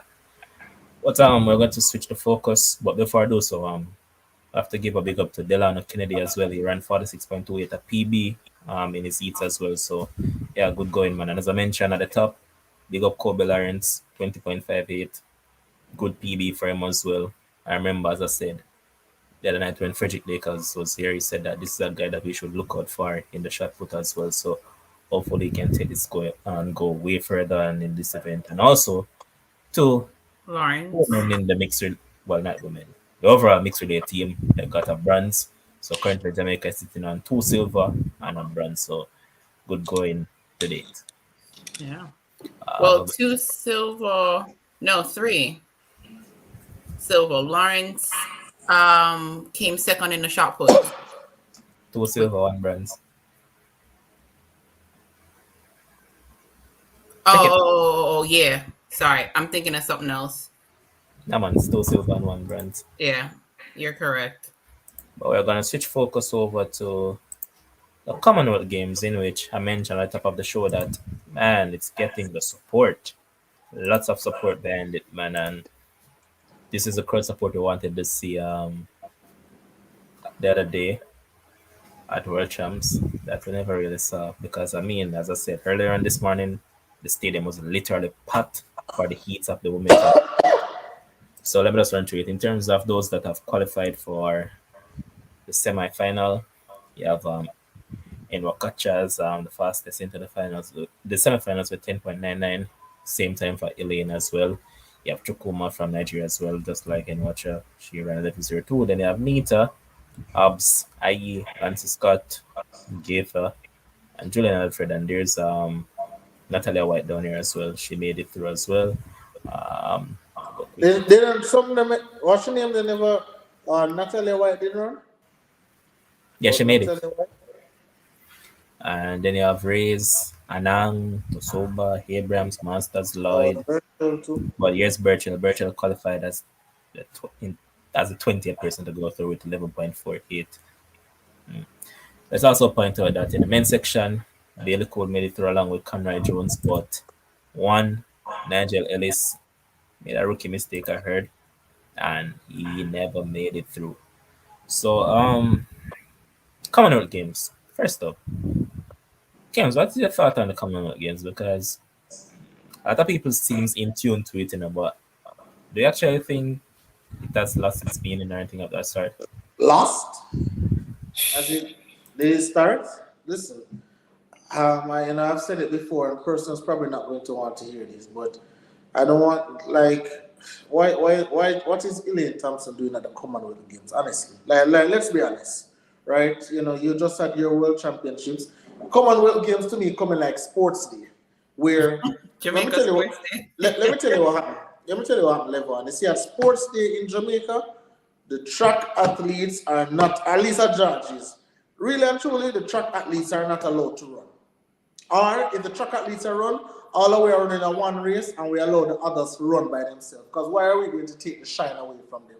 I believe what Elaine Thompson is doing right now is taking the shine away, from the other runners. Give the other runners a chance. You just had your opportunity on the big stage and you come and you tell us, say, your Achilles hurting, your shoulder hurting, your toe hurting, your bottom hurting, everywhere hurting, right? So, I would think that after such, a championship of that nature, you would have take some time and rest your Achilles, because guess what? There's a World Championships next year. There's an Olympics after that. There's a World Championships after that. So I think in that point in time, you just rest. Just rest your body, right? So that is that. Commonwealth Games, these are the persons I want to see. Natalia White, Ramona Birchall, Bailey Cole, Nigel Ellis. Those are the athletes I want to see who didn't get a chance to shine on the world stage, but now you come to Commonwealth. Because remember, if I'm not mistaken, isn't Bailey Cole is a Commonwealth champion. He's a 100-meter Commonwealth champion, right? So he has tasted the glory there. We spoke to Frederick Dakers the other day about, he is a Commonwealth champion as well. So again, I want to see those athletes who probably was injured or never get a chance to perform on the big stage. The Javon Francis of the world. Those I don't want to see Christopher Taylor, who just make a world champion at Olympic finals. I don't want to see him at the Commonwealth. This is just a sports day for everybody who is still developing for come here so and get an opportunity to show what they can do leading up to next year World Championships. Use this as a confidence booster. Use this as something use this as a stepping stone. Right? That's just what I see. Just use it as a stepping stone. See what happened? Sherika Jack is like Steve Francis wake up quick and say, you know, what is she doing here? Come, let's go over Diamond League and go on a little 11.13 and make up some money. Shelly and Fraser don't say she's not going. Who else? All of the big athletes are pulling out of it. So, it really, I love Elaine so much, but it really look away. You tell me, say you're injured the other day. What are you doing at the Commonwealth Games? What are you doing there? Yes, Fireheart saying that nothing wrong with Elaine doing Commonwealth Games. The music as a training. Let her get some individual gold medals this year. That will improve her confidence, but I would prefer her to rest after the World Champs. Fireheart, and I agree with some of your statement, but it's incomplete. Because she can get the confidence, but again, next year at the World Champs, when she looks side her and she sees Sherika Jackson, she look over here and she sees Shelly and Fraser. She look two spaces down. She see Adina Asher Smith. Oh God, no, she start. No, Abby Steiner not going to be running 55, 56 races against. Abby Steiner going to be in the picture, in the frame. We already see what TT Terry come to run 1082. So those are the persons she need to have confidence against. Not against Asha Phillips, not against this girl from Nigeria who you can beat up in your sleep. Like, this is like me running against my little sister. I'm going to give my little sister a jump and come run past her and celebrate. Yeah, my win. No. I disagree. This is like Kemar Bielko running against you. Listen. Again, Fireheart, I think she needs to rest. But then again, if she was under Stephen Francis, she would not be at the Commonwealth Games. She would just not be here. Some of them take it as a training experience. That's what training is. Phil, what is there for Elaine to train for? I 100% agree. But like Fireheart said, go build her confidence, because her confidence shot, as she said in our interview from the trials, when she came third, right?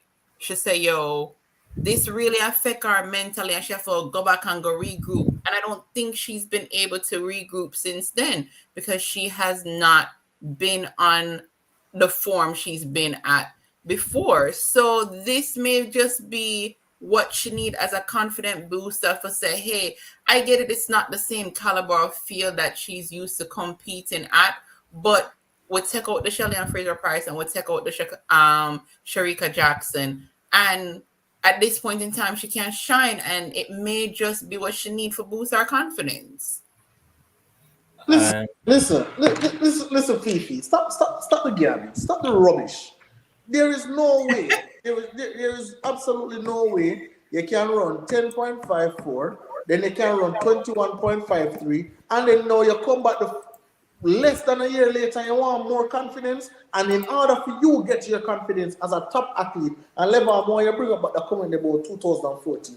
But you want to big up your confidence as a top athlete. The Commonwealth Games is what you are going to use for build your confidence against. And I'm not going to disrespect the people and call them any names, but against athletes who have not reached their apex as yet. Those are the athletes you want to build your confidence against. Read this comment there from me, Levan. Let me see. All right, so here's Barry87 saying that no Kims, and start with it. Elaine 2014 Commonwealth, 4x1 gold, and 2018 4x1 silver. She wants an individual title there. She has already qualified 16 points for the Diamond League or Jamaica final, so why not? Again, Barry. Elaine winning a Commonwealth gold, that does nothing for her resume. Absolutely nothing. When people are laying out her resume, no one will say, yes, a Commonwealth gold for Elaine. Greatness. Absolutely not. Who are you running against?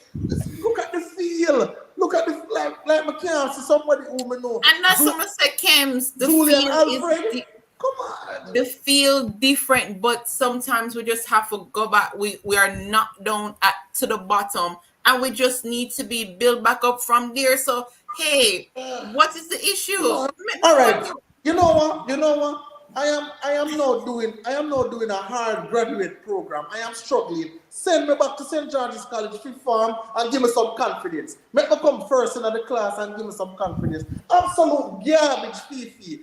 Garbage. I cannot agree with this. As I tell about 2014, Barry, guess what happened? 2014, Elaine not even come on the scene yet. Nobody knew about Elaine Thompson here who don't know track and field in 2014. People say, who that girl here? Who don't know her? Where she come from? It's 2015 when she run at the World Champs and she get that silver medal against Daphne. That's when people start saying, oh, that girl is serious, man. And then the whole thing start. But don't know about Elaine in 2014 who don't watch track and field and in tune with track and field. I don't want my top stars getting confidence against athletes who don't reach them apex. I am looking at a psychologist would disagree with you. Huh? A psychologist would disagree with you. Well, bring the psychologist from the bottom to build that confidence to get right back to the top. Watch it. See Christine Chatelier? No, I not even did know this. Like I want to see my top athletes in top competitions. I want to see my smartest students in top competitions. I want to see my best workers at top organizations. I want to see my best workers, my best tech. I want to see them working for Apple. I don't want them working out at GameStop.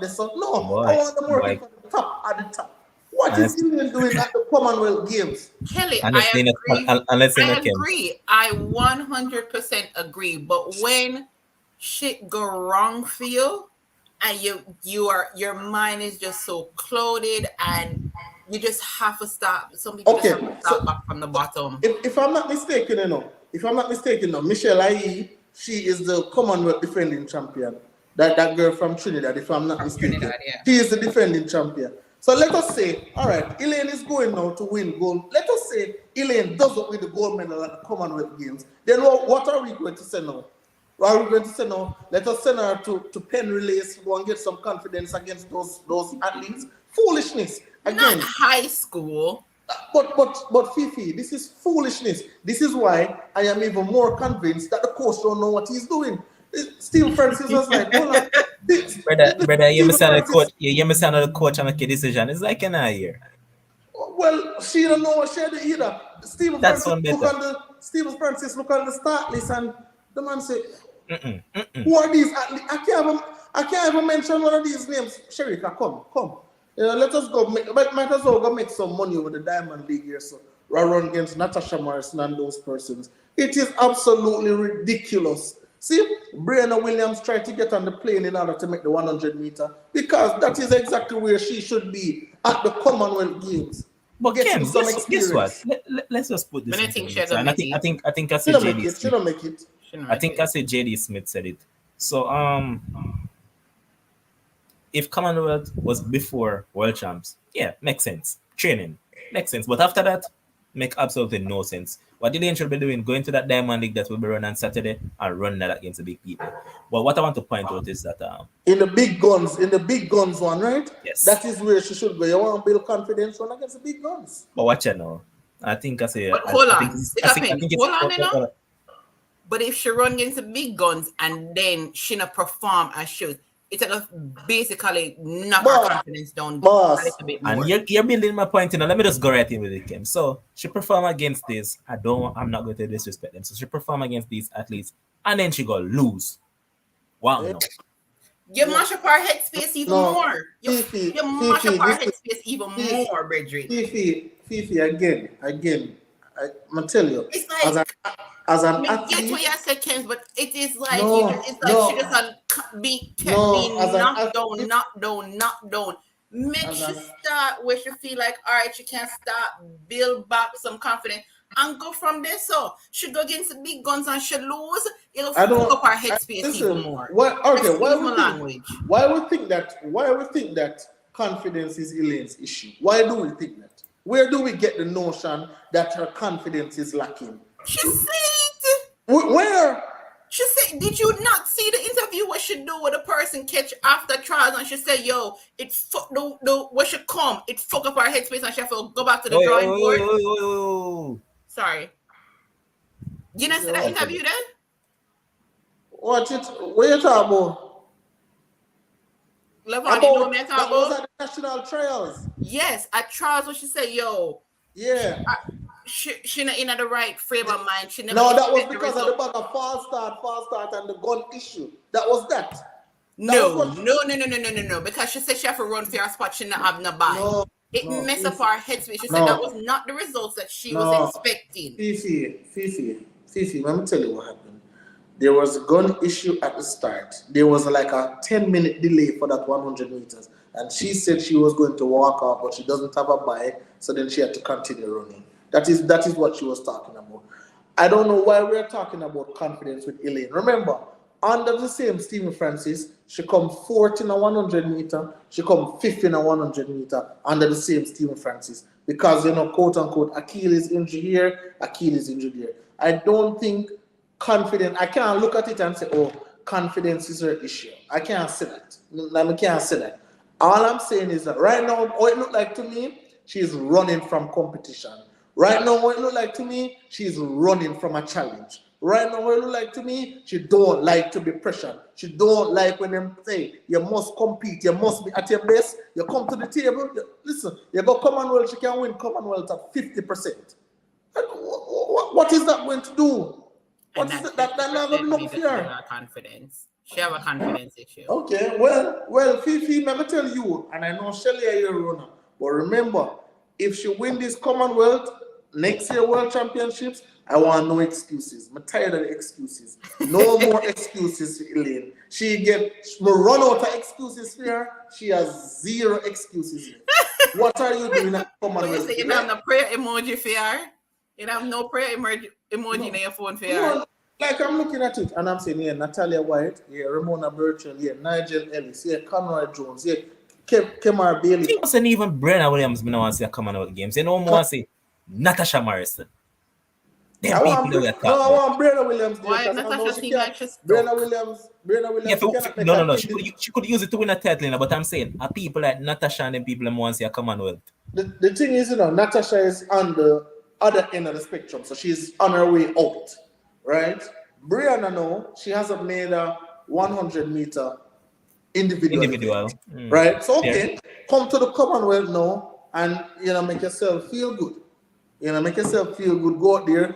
She can probably make the finals. You don't have to win. Who is this? Elaine look like she getting tired and feeling pressure. But I don't know in a DM. I do not know. I do not know what she's feeling. So it seems like Akil want to say something. Akil, let's go ahead, man. Don't worry about the camera, man. No problem. Good night, Kims. I wanted to say to Kims that the contract that Elaine is on with Puma, she can afford to skip out on the money meets them and run at the Commonwealth Games.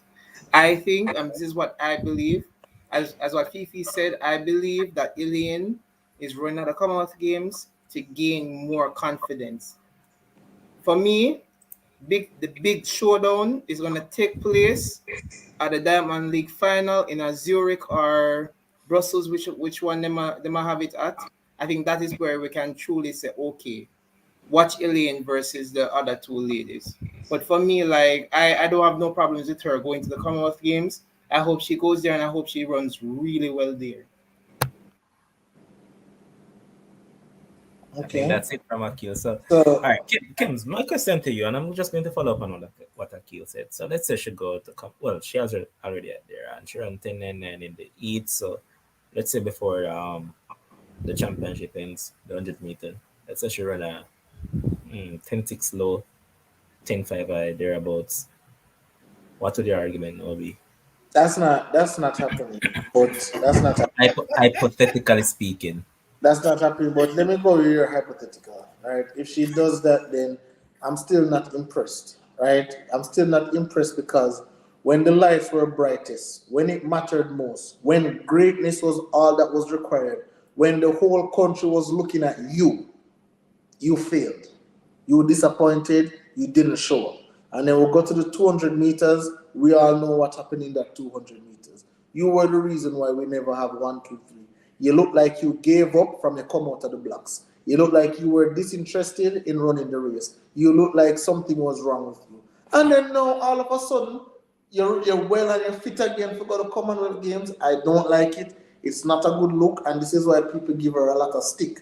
Because they come out with the excuses, but then you only have the excuses when you're going up against the elite athletes. But I bet you, Levan, I bet you watch every Commonwealth interview. I bet you never hear nothing about the Achilles. I bet you don't hear nothing about her shoulder. I bet you don't hear nothing about her toe. I bet you don't hear nothing about her braces. I bet you don't hear none of them something there. She just going to go out there and just run and win and celebrate and be happy. There comes a time where I like my athletes to be competitive. I want my athletes to go in the fastest race. I want my athletes to choose them. Look, you think Shericka Jackson run from nobody? Shericka Jackson show up to every event to run against whoever. You come, Elaine, come take a beating. You come, Shelly, come take a beating. Those are the athletes I want to see. Elaine tiptoe. Like, listen, I probably know 3 athletes on that list. The IE, Asha, apart from Jamaicans, Asha Phillip and Anita. Those are the 3 athletes some know. Everybody else, I'm looking, oh, who is this? Who is this? Where this person come from? What is your personal best? Oh, let me Google this person to see where they ran last year. Like, not good enough. I don't like it. Call me miserable, call me grumpy, call me stupid, call me dark, call me whatever. I don't like it. I want my top athletes running against top athletes. I want my top businessmen, I want my top entrepreneurs working with other top entrepreneurs. Not working with the little one that just come up to show your superiority, blah, blah, blah. But Kim, she has been racing against the top athletes all season. And losing. Remember and losing. What did I say? And losing. Remember, no. She beat Shericka Jackson this season? No. Losing.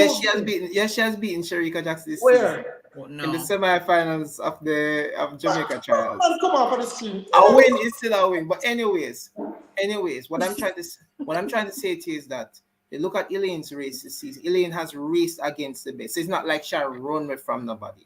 Yes, she is. How is she running away from people, Kims? Oh, you mean how she run? Just because she not choose to run in Poland, you know that there's a Diamond League final that she could run in. Why not? Yeah.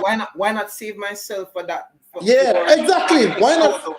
Okay, Akil. You have an injury, an Achilles injury that has been bothering you from 2016. Why are you running at a meaningless Commonwealth Games? Why? Obviously, as what Fifi said before, obviously to gain confidence and obviously to prove to herself that what happened at the World Championship was a fluke. How are you going to prove it when you're not running against anybody, boss? But Kems, a 10-6 against cardboard is the same 10-6 against elite athletes. That's rubbish. That's absolute garbage. I wouldn't agree with that. Why you wouldn't agree with that? I wouldn't agree that a 10-6 against cardboard is a 10-6 against elite. No, I don't think that she's going to be pushed to the limit that she needs to. I really don't think that she's going to be pushed to the limit that she needs to. But yes, as I said, she's using it as a little bit confidence booster. If she win the race, she win the race. All right, me up on top.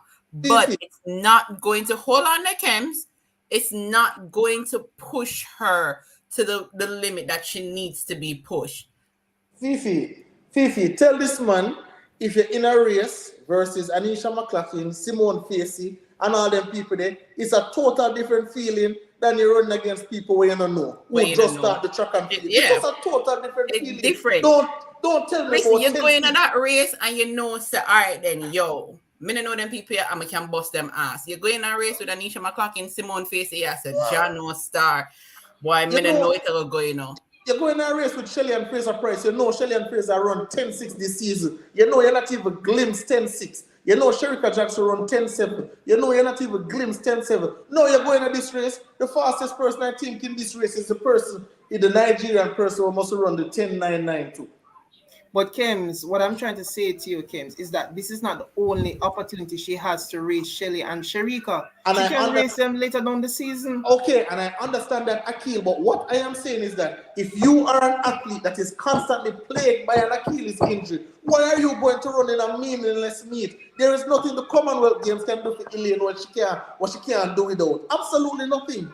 You're telling me about confidence. Why are we diagnosing somebody to say, oh, she's lacking confidence? Where? How do we know that she's lacking confidence? What I know is what Elaine tells me.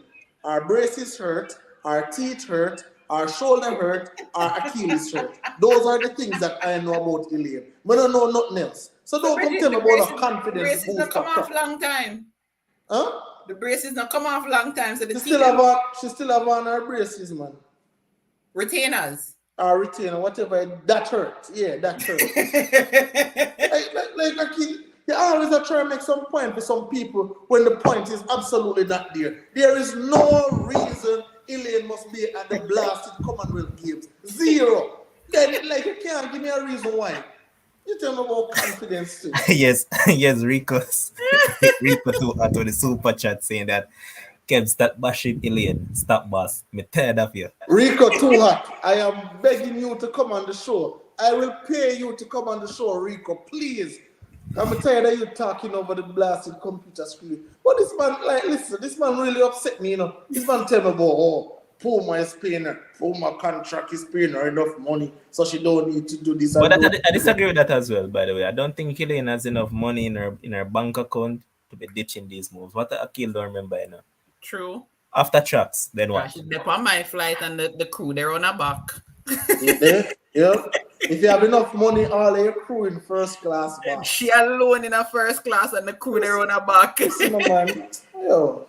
But I think we're at 98 likes right now, so people remember, like up the stream, subscribe to the channel, and just like Rico to what just did, you can leave a super chat if you feel like it games to jump off.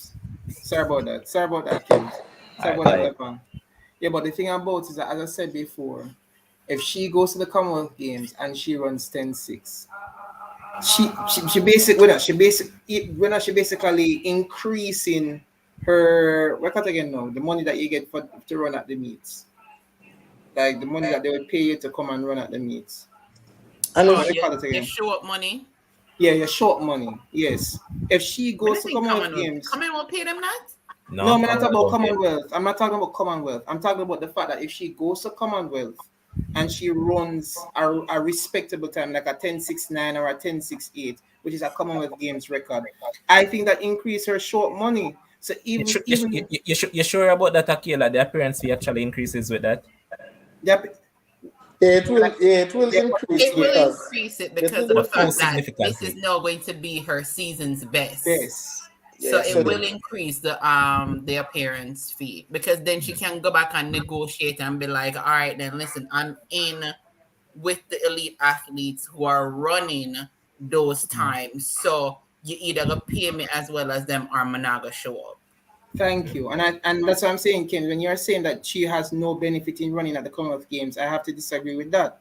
As I said before, if Elaine goes to the Commonwealth and runs 10.8, then I can join you on that train. But if she goes to Commonwealth and she runs like for example a 10.71 or 10.69 or 10.70, then the Commonwealth Games will serve us. Listen. She'll run 10.79 this season. Some 10.6 she must drop now. 10.6 I was all right. It was worth it. I would be concerned if she drop a 10.6 or a 10.5. Listen, Akio, and I know you are Mr. Patriotic. I know you this, I know you that. But listen, Elaine is in nowhere near 10.6. The only way Elaine can run 10.6 at this Commonwealth Games is if it's a positive 6.0 win. That's she cannot run. She's not in 10.6 shape. She's in no shape at all. All I am saying, Akil, is that she being at the Commonwealth Games is more harm than good. That's all I'm saying. Because again, you're someone that cry about your Achilles. Every time you lose, your Achilles are the problem. Every time you win, there's no Achilles issue. So all I'm saying is that When you did your interviews, you tell me about your retainers, you tell me about your shoulder, you tell me about your bottom, you tell me about your foot bottom and your toe and so. All I'm saying now is that everybody gets some time off. You see what Shelly and Fraser Price do? Go around and her neighbors them celebrate her and she happy. Sherika go over one part over Poland, go run 11 point and get some bag of money. You know, Elaine, you are the third piece to the puzzle. You decide, all right, let me just stay at the little Commonwealth Games and just do this. As a top athlete, it just doesn't fit. And normally when it doesn't fit, then it's just not right. I don't like it. All right, so I want to pick up on this because this is the reason why I asked the question. And Chris just mentioned and said that Elaine appearance fee hasn't dropped. So only way going up is if she run faster than her 10.54. So this is what I want to kind of bit on because she ran 10.54 last year, right? So are you guys telling me that since last year coming to this season, her appearance fee has dropped? I don't, but does Chris know that for sure? I don't know. Yeah, I don't know that. That's why I asked the question, you know. But knowing the culture of track and field, that culture which says that you're as good as your last race, I wouldn't be surprised if it did. But probably also the change of sponsor. Probably you're gonna go there. You're gonna go there, Akil. No man, I don't believe in that. If so be the case, if you're good as your last race, I mean, Shrika just ran 11.13. I don't know, as in I don't believe. Well, I that's a good counter, but I don't really believe in that sentiment. But I'm just saying that judging by that track and field culture, I wouldn't be surprised if her appearance fees would drop, not drop significantly, but drop slightly if everybody else is performing at a level. I don't think hers will drop. But what I'll say is I don't know. Elaine will run 10.7 high man king. All right, high woman fire heart. All right. I don't see, unless it's extremely hot over there, like they've been having hot days. I don't see her running 10.7. Listen, all right, so same thing was asking who she's running against. So she's running against Ngwacha. She's running against Daryl Nita. Let me just go down the list. Is Asha in there? I thought Asha was supposed to be at the Commonwealth. No, she's not. She's going to European Championship though. Oh, Dina Asha? Yeah. You think Dina have time away, Stevie? I said I thought she was supposed to be there. She was supposed to be there, but she picked up an injury. That's why she's not there. She was going to be there. Should I withdraw from the Commonwealth? When she look at boss. I don't think you understand. Listen, you look on the list right as a boss. Like, look on the list, brother, and tell me what Elena do right as a boss. Honestly, like, what you do yourself? You are the fastest woman alive in the 100 meters. What you do right as a? But Kems, I want to ask you a question. If the Americans were there, but we still minus Shelly and Elaine, would you still beat Elaine for being at the Commonwealth Games? If the Americans were there. Which Americans you talking about? Like the same Americans, Twanisha Terry, Alia Hobbs, Melissa Jefferson. If they were there, would you the only person that made the US finals was Hobbs? No man, Melissa made it, man. Melissa made it. Melissa made it too. Yeah, man. All right, them two of them, we can say okay. TT Terry's been improving, I don't know, but I can't say all right, but I give a pass, but they're not. So Berry 87. Why Berry 87? Why couldn't she want the championship record at the world championships? Why she couldn't want that record? Why she couldn't want that record? Why you need the Commonwealth record, the 1085? All right, take the Commonwealth record, but again, never stop talking about this Commonwealth thing, but Elaine is on the clock. And if she win the Commonwealth and she come and she drop Dookie at the World Champs, it's not going to be pretty. It's not going to be pretty. And I'm going to reference the same Commonwealth Games when she come back and she come talk about the injuries. Oh, I didn't have a good season. Oh, I had to miss some training days or this or that. And ask dead and comfort. So we're not talking about this anymore. But piss off. But to agree with you, Kims, I agree in that if she comes to the Commonwealth, If she goes to the Commonwealth Games and she performs up to expectation, but then goes to the Diamond League final and gets whopped, then you would have a right to reference the Commonwealth Games as possibly a foolish decision. But she'll go Diamond League and get whopped. So either which way. No, it depends. Either which way. Akil. It depends because Akil, she got Diamond. Listen to me, man. She got Diamond League and get her handed to her. Akil, it's not a guarantee. It's not a guarantee because I've seen athletes who have run faster after the championships than at the championships. Akil, this lady is not in any. Listen, Akil, this them are run for wholly for money. That's a twin and brethren. She'll go and get her handed to her. Okay. Elaine is not in any farm, boss. You're talking about faster. Okay. Elaine said out of her own mouth, there were days and weeks that I could not train. And don't beat me, as she said on me. There are days and weeks I couldn't train. Where I just go to the training ground and then I just spin around and go back home. And I'm paraphrasing. That's what she said. So what you want me to say? Mental fuck. Sharika is training every day. Shellyan is training every day. All these top athletes, we're talking about Elaine Thompson that finished 7th in the 200 meters and looked like she wasn't even trying. Looked like she wasn't interested. Looked like she didn't want to be out there. Looked like she's missing her competitive fervor. Listen, if Commonwealth is her standard now, then go do it. But I'm looking for elite athletes who realize that I am past the Commonwealth, I am bigger than the Commonwealth, and I'm just going to compete at the World Championships and the Olympics. If she was, let me tell you this, Akil. If Elaine was running the 4x100 at this, I would say, well, look at this. She realized that she's crappy on the relay, as Atterboard, and so she's always running away, leave the button. I need to work on my button exchanges. Just back on the camera, just back.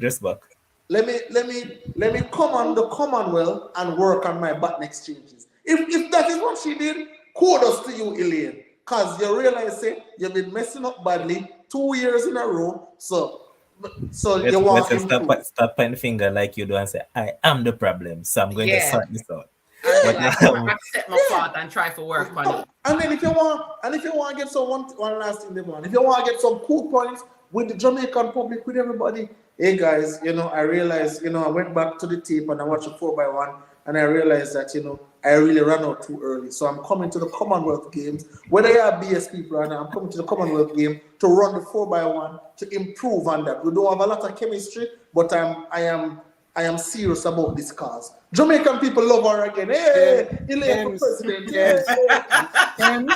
You would have come on this show and said that is BS. If she had said that, you would have said it's BS. No, well, I would have said I applaud her for doing something. No, I'd applaud her for at least accepting her fault and trying to work on her issues. I would applaud her for that because it's big when you get up and accept your wrongdoings. I would applaud her for that. But hey, Mama not see nothing wrong with what she does, so. All right, big up to DM for the super chat as well, man. Respect, man, love it. And here's BS Strong saying that, wow, he's killing Elaine tonight. He turned the full 180 degrees. 100%. 180. That is a whole 360. BI Strong. This is a whole 360. BI Strong. They got on me about my iPad falling all the time. I had to find somebody else to give Elaine is unlucky one tonight. That's done. I'm sorry. My God. But another thing, in regards to the Commonwealth as well, I'm just going to put the finalists for the men's 110 hurdles. So Rashid Bradbury qualified with the fastest time of 13.16. Parchment 13.33.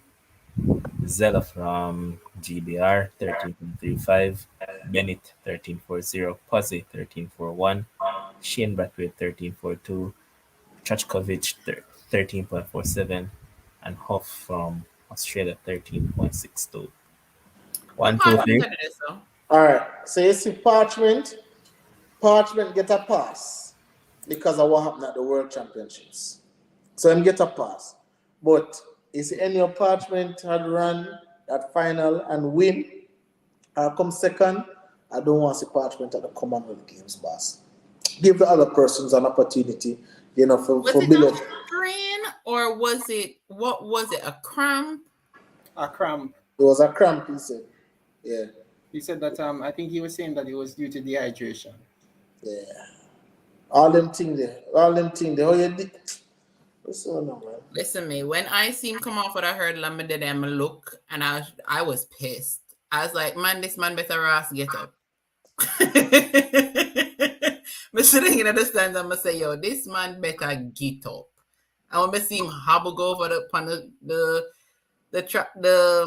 inner field. So I was like, I know he's not about to just pull out of this damn final. Yeah, so like Parchment, he gets a pass, no words against him. He wants to redeem himself. He was gutted about that injury. So if the Commonwealth Games is the next one coming up, but again, I want to redeem ourselves too. No, listen, answer Parchment in the hurdles is not on the same level as Elaine in the sprints. He's just not. It's totally different. Answer Parchment is not the fastest man in the world. Never has been, never will. Right? Elaine is. Right? Elaine is a double, whatever for the Olympics. Like she have accolades behind her name. But again, you don't need to be at the Commonwealth Games. You can't make a kill here that in a brother.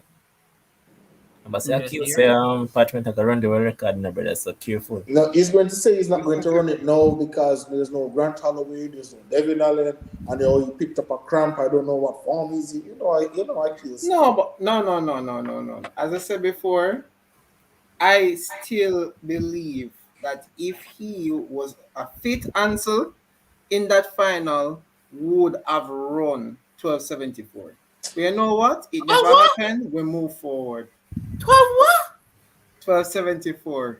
Boss, you like being wrong. You enjoy being wrong. No. It never happened, and that's fine. We'll move forward. Or if you did tell me 12.90 something, I could have probably believed it. But 12 what, sir? I agree. Dr. Bridging, Smith, not even in I'm blasted Dr. dreams. Smith, I agree. And he needs to stop this. Not even in your dreams. 12, Bridging. Akil, listen to me, man. I like you. May you have the same last name. But Bridging, you need a reality check. A serious reality check. Because that not got happened for Parchment. 12.7 where? Which 110 earlier you seen in I stand with you, Akil. Man can run 12.74. Yeah. Man. Me can run 9.58. We could just throw it sometimes what we can do. Phil, what the record? You can run 12.12 in the hurdles. You can do that. No, 11.98. Yeah, we could just start 11.98. Well, ridiculous. Well, I don't know if you were here when I had said it. Let me tell you the reason why I said it. I said he was going to run 12.74 because I had him to win the final. And I believe that Grant and Allen would have pushed him towards that time. Because I think Allen would have run fast. I think Allen would have run fast. And I think Grant Holloway would have run faster than he actually did in the final. So that's why I had him running 12.74. No.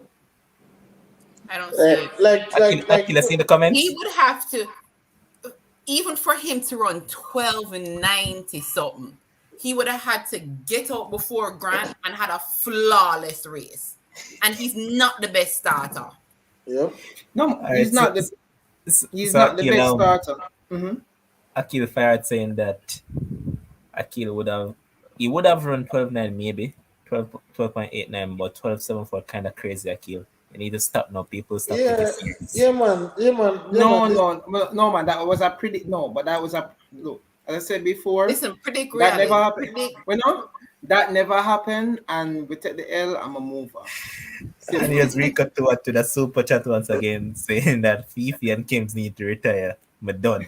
Rico too. What me do, boss? Rico too. What me do? Please tell me what me do. Rico say he need to stop the bashing. bashing up the athletes. Rico too hot. Who me a bash? Hey, Levan, send that man the link. Come on the show, boss. But You tell me, so you're going to teach me track and field how long. World Who me a champs bash? gone. We Rico, move on too to hot. we move on to under 20 and Commonwealth, and you're still not here. Show up on the show, Rico. I want But- us to talk. But quick question, Fifi. I wanted to ask you, like, what was it like the feeling like in the Jamaican section of the crowd when Hansel pull up? There wasn't much of a Jamaican section, to be honest Okay, no with problem. you. How they did it was you buy your ticket, you are given a seating arrangement. Me never sit down wish for my ticket them there at no point in time. Me go broke rules as a Jamaican. I broke my rules. I'm gonna go round a one part. But I don't think a lot of persons noticed because there was a few of the Jamaican athletes that were sitting behind me on that day, and they were talking, and I turned to one of them and I said, "Look at that!" I said, "Hansel pull up," and one of the girls looked at me and she said to me, "Say, you must have mad. I joke him I met, man. Him can't, him can't pull up." I said, "Come down off of the last hurdle. It never looked too good," and so there was not a lot of awareness. My thing is, I can't deal with the bag of clapping. The stadium, it was ridiculous. My life was stand up and shout and I wave my flag and I carry on just like my daddy in Jamaica. For even the 10,000 meter, the people them clap the whole freaking race. Like every single time, like if the athletes would pass the back stretch, them clap. And I just saw them clap on. I can't deal with the atmosphere. Then I need some shouting. I need, the cover them and knock on the drum. Fifi, if I must be the one to remind you, there is a saying that says, when you're in Rome, you do what the Romans do. So don't go to the people in place and go with their bad behavior about pot cover.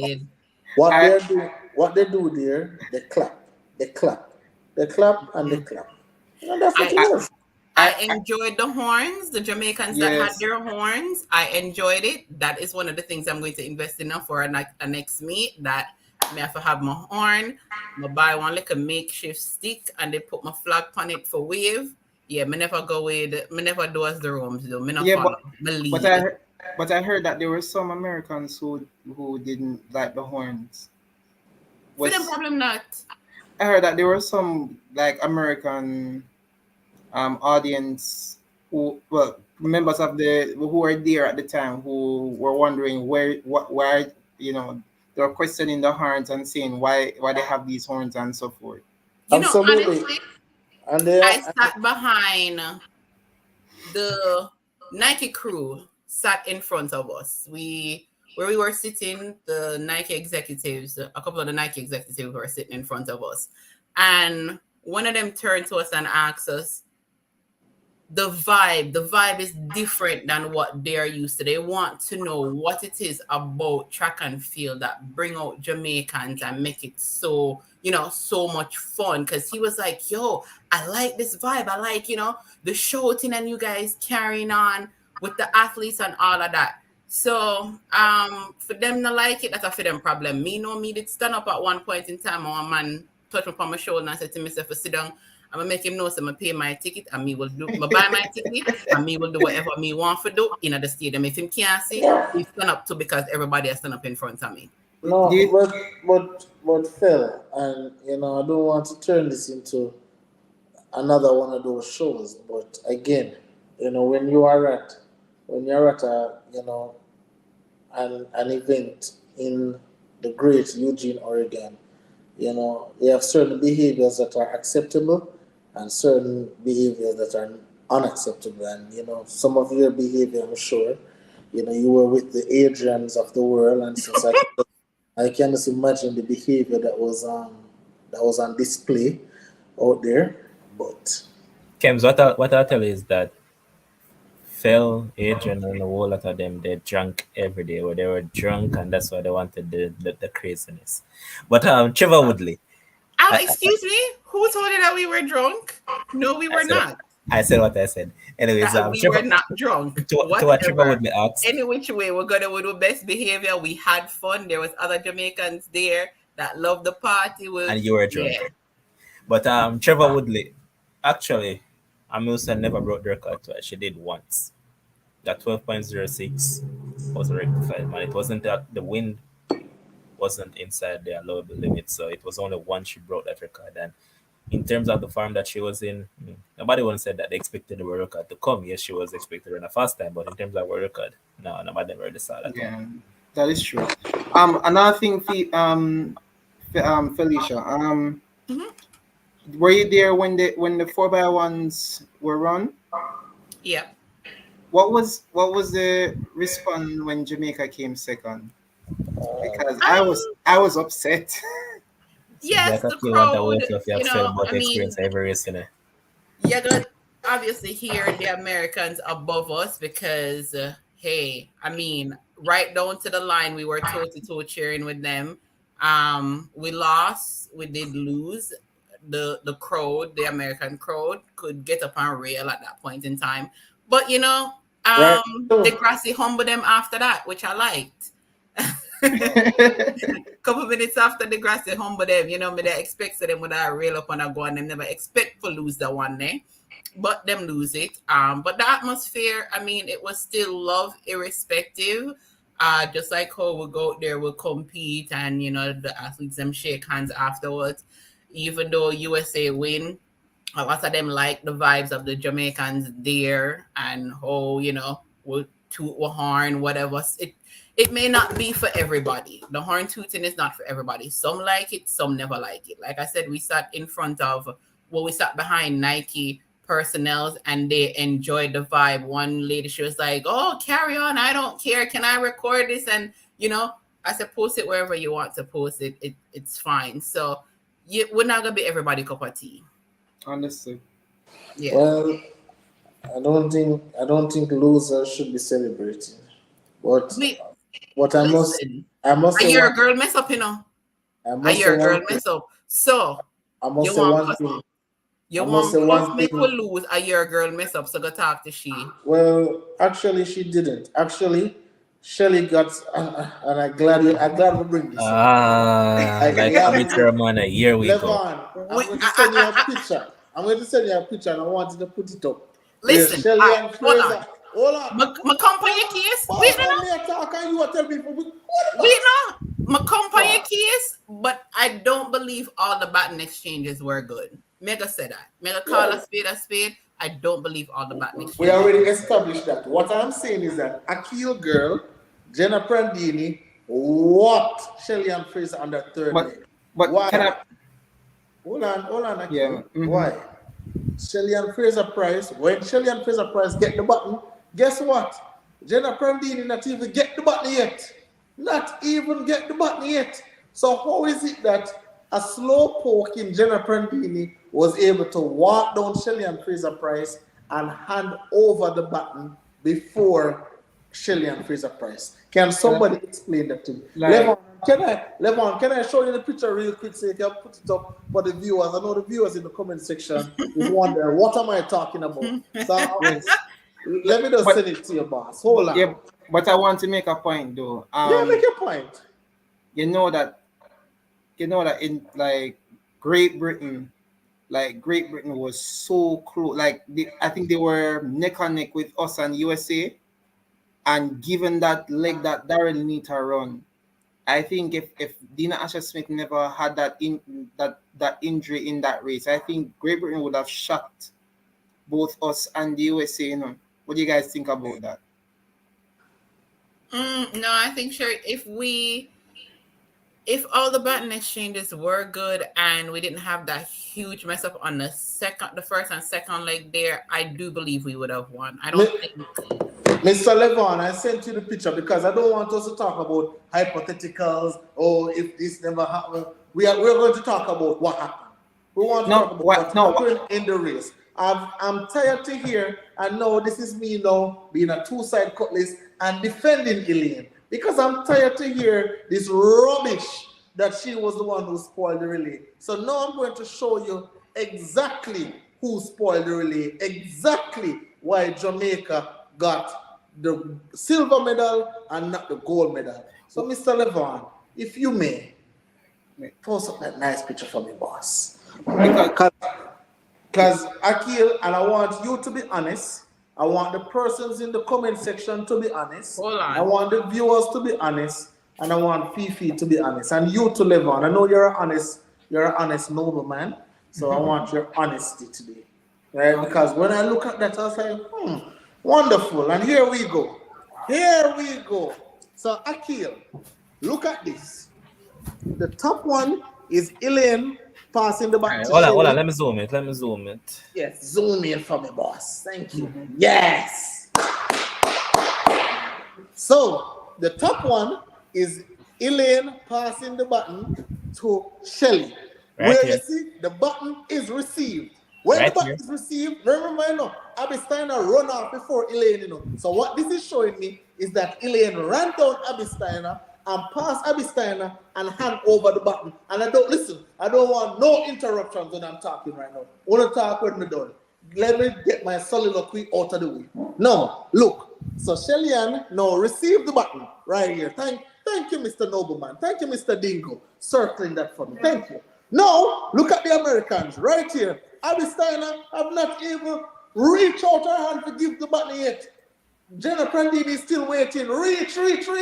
We're not reach yet. And look, Shelly and Fraser Price have the button already in her hand, get into a running. So what this thing, and I'm sure we're not idiots here, we're all intelligent people. So what this is showing me is that yes, Shelly and Fraser Price received the button before Jenna Prandini. Now, Mr. Noble Dingo, can you go ahead and show me the ankle leg? Show me the last cheer. Woo! And look at this now.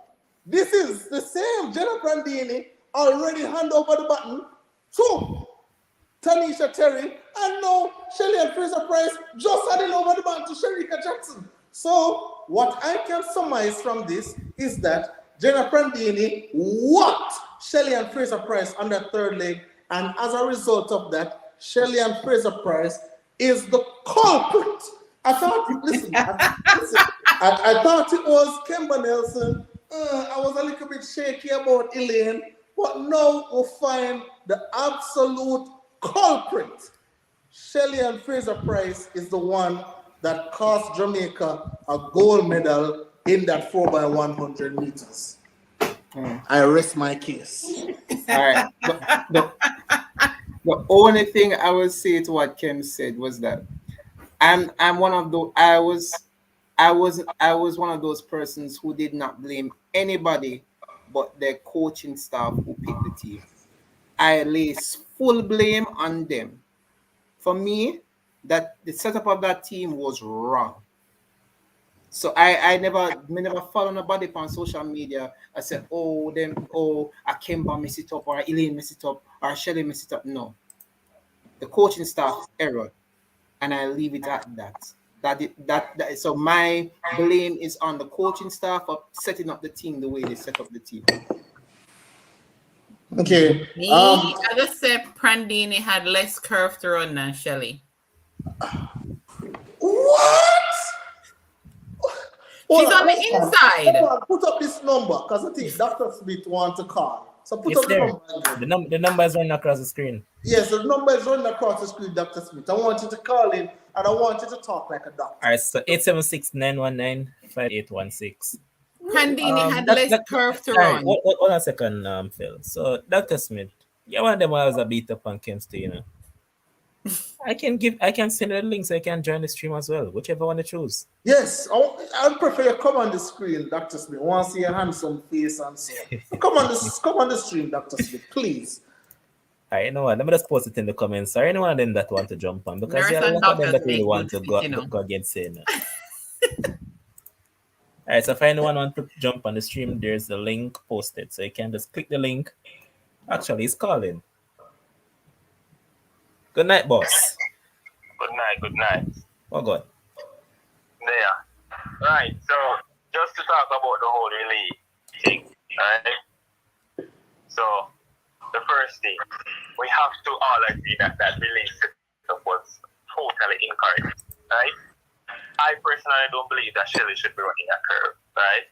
I see people like, I think Coral Chase is saying that Shelly is the best on the curve based on how she run the 200 meter. But you have to take into consideration that Shelly had a good start in the 200 meter, and therefore she's gonna come off the curve first. Good point. Regards to how the team was set up, I would have put Shelly on the backstretch because that's where I think she does the most damage. And I'd have put Elaine on the third leg because the third leg is the shortest leg to run. You understand? And Elaine is good enough to run a third leg, even though she's not at her best, right? Okay, so that didn't happen. Those are the team that we got, right? In terms of the button exchange that was illustrated in that picture a while ago, I don't think Kems is looking at it from an objective point of view. Objectively, Andini had a shorter distance to run than Shelly did. And if you go back to even 2016, I think it was when Jamaica lost to the US, it was the exact same thing. The inside lane that they had, that third leg runner had a shorter distance to cover based on where the baton was exchanged to them. From the second leg to the third leg, and then where they added over from the third to the fourth leg. So you find that the final leg come off the curve before everybody else for the USA team in 2016, and it's the exact same thing happened in this case. I do not think that Prendini destroyed Shelly on that leg. You understand? And then you look on the splits, which tells you that Shelly did run a faster time than Prandini. And yes, the split is not exact in terms of accuracy, in terms of how much distance is covered, but I don't buy Ken's story at all that Shelly was the fault for this relay, and I do not think that Prandini destroyed Shelly on that leg. I don't think it helped on where the baton was collected and where it was exchanged, and say, yo, that is the reason why they lost the race. All right, so stick up in. This is JD Smith, right? Yes. All right, so Kims, I think JD raised the point, and I see other people in the comment section raising the same point as well. You don't know where the baton was collected, and you don't know where the baton was exchanged. So how can you say that Prandini destroyed Shelly on that leg? Hold on a second, man. So what I'm trying to say is that I see a lot of people saying that Shelly ran 110 meters since as it was shorter, and then Prandini ran 90 meters. So it has been put across that Shelly split was faster than Prandini, even though she ran a longer leg. She ran more curve than Prandini. Prandini was on the inside. Shelly was running that same inside lane like Prandini. Definitely she would have handed off first because it's a shorter, that distance there is shorter. If you look on the stagger, it's not equal. Oh, what do you mean? Oh, listen, Mr. Smith, Dr. Smith, I'm sorry. Let me give you Dr. Smith, I just have a question. Are you like an actual doctor or like a PhD doctor? Medical doctor. Oh wow, this is even better. So medical doctor, Smith, right? So no, Dr. Smith, you're saying this is not Chem's analysis, this is not Chem's make up anything. I am slowly looking on a picture. Yes, sir? Yes. Can you definitively tell me that Jenna Prandini and Shelly ran the same distance? Can you definitively say that? Well, no, but what I can definitively say is that... So from you can definitively say that your argument done. No, Dr. Smith. No, Dr. Smith, I like you. That she destroyed her on the leg if you have no way of saying that they ran the same distance. But Dr. Smith, give me a talk. What I want to ask you, so what can we say about a person that received the button in front and got into their running before the other athlete even get their button? We can say that person collected the baton at a farther distance from the next athlete than the other person who collected it at a shorter distance. So the other person handed it over first because they ran, for example, 90 meters, and the person who collected it first ran 110 meters, and therefore they handed it over later. We can say that. Dr. Smith, I cannot... The argument, Kems, I am not saying I'm 100%, but I'm saying to you that you cannot definitively say that Shelly was the reason or that she was destroyed on that leg because we do not know what distance was covered. I also bright boy Shelly with the inner So this is what I agree with you with Dr. Smith. I agree that Shelly and Fraser Price should never run another curve for the relay in the rest of her life. On the first leg, I don't think that's her strength. I think the strength is the back stretch or the anchor. I think Elaine's strength is not the back stretch. Despite even Tokyo, Elaine did not do a good job on that back stretch at all. People never make a big fuss because we won. Nah, man, no, man. That's what people did, man. Remember that they blamed her that she was the reason why the world record never came in. That's true. They did, but not as much as now. And I don't think Elaine does a good job on the back stretch. In 2015 on the curve, she destroyed that curve, and I think that's her forte. That's where she is. Dr. Smith, I was just about to mention that, because I was about to mention in 2015, it was Veronica Campbell start, Natasha Morrison backstretch, Elaine third leg, and Shelly and Fraser anchor. And that team was super, right? Yeah, that was a better setup. Yeah. No one person then, but a better setup. Better setup, right? And again, I'm saying every time Shelly and Fraser Price has run the curve, she has gotten smoked. She got smoked by Tiana Bartlett. I wouldn't say gotten smoked. I would say not perform as good as she could. But gotten smoked is a stretch. All right. Shelly. So, we just take it as you doing that. But she didn't get smoked. All right. In terms of the Commonwealth Games, I just want to say that obviously we all agree that Elaine shouldn't be at the Commonwealth Games wasting time because it's not going to do anything for her resume at all. If she wins this, nobody cares. Okay? Unless you run 10-6 or 10-5 or 10-4, and that's not happening this season. We all know this. What I think the team should have done though at Commonwealth is kind of get some relay practice. I feel like the team should have gone to Commonwealth to run the relay. I feel like that should have been the only reason for Commonwealth for any of these Jamaican girls. They couldn't. They couldn't because it would have clashed with the Diamond League meet. Well, if that's the case. Or if, as you had said, would I have people like Brianna Williams, Natalia White, and those people running the 100? Because Elaine running this, I'm not seeing the reason. If you want to run 10-6, she can't do that in a Diamond League in a one-hour race. In fact, it would be easier to do. Hey, Dr. Smith, let me add to your point as well. If she wins, it does nothing for her resume. But if she loses, beating her from now till next year. But Shelly made a point as well that she hopes that they start to integrate relay practices with the team. She said, and I really do hope they do that because it would make Shelly. In one of her interviews, she stated that she's hoping that they'll start to integrate like a camp for Kems and DMO. So shut up. Shelly get away. When they invite Shelly to come and do relay, Shelly do not show. So make she get away. Make she get away with that rubbish. Or that PR stunt. And your mom go back to.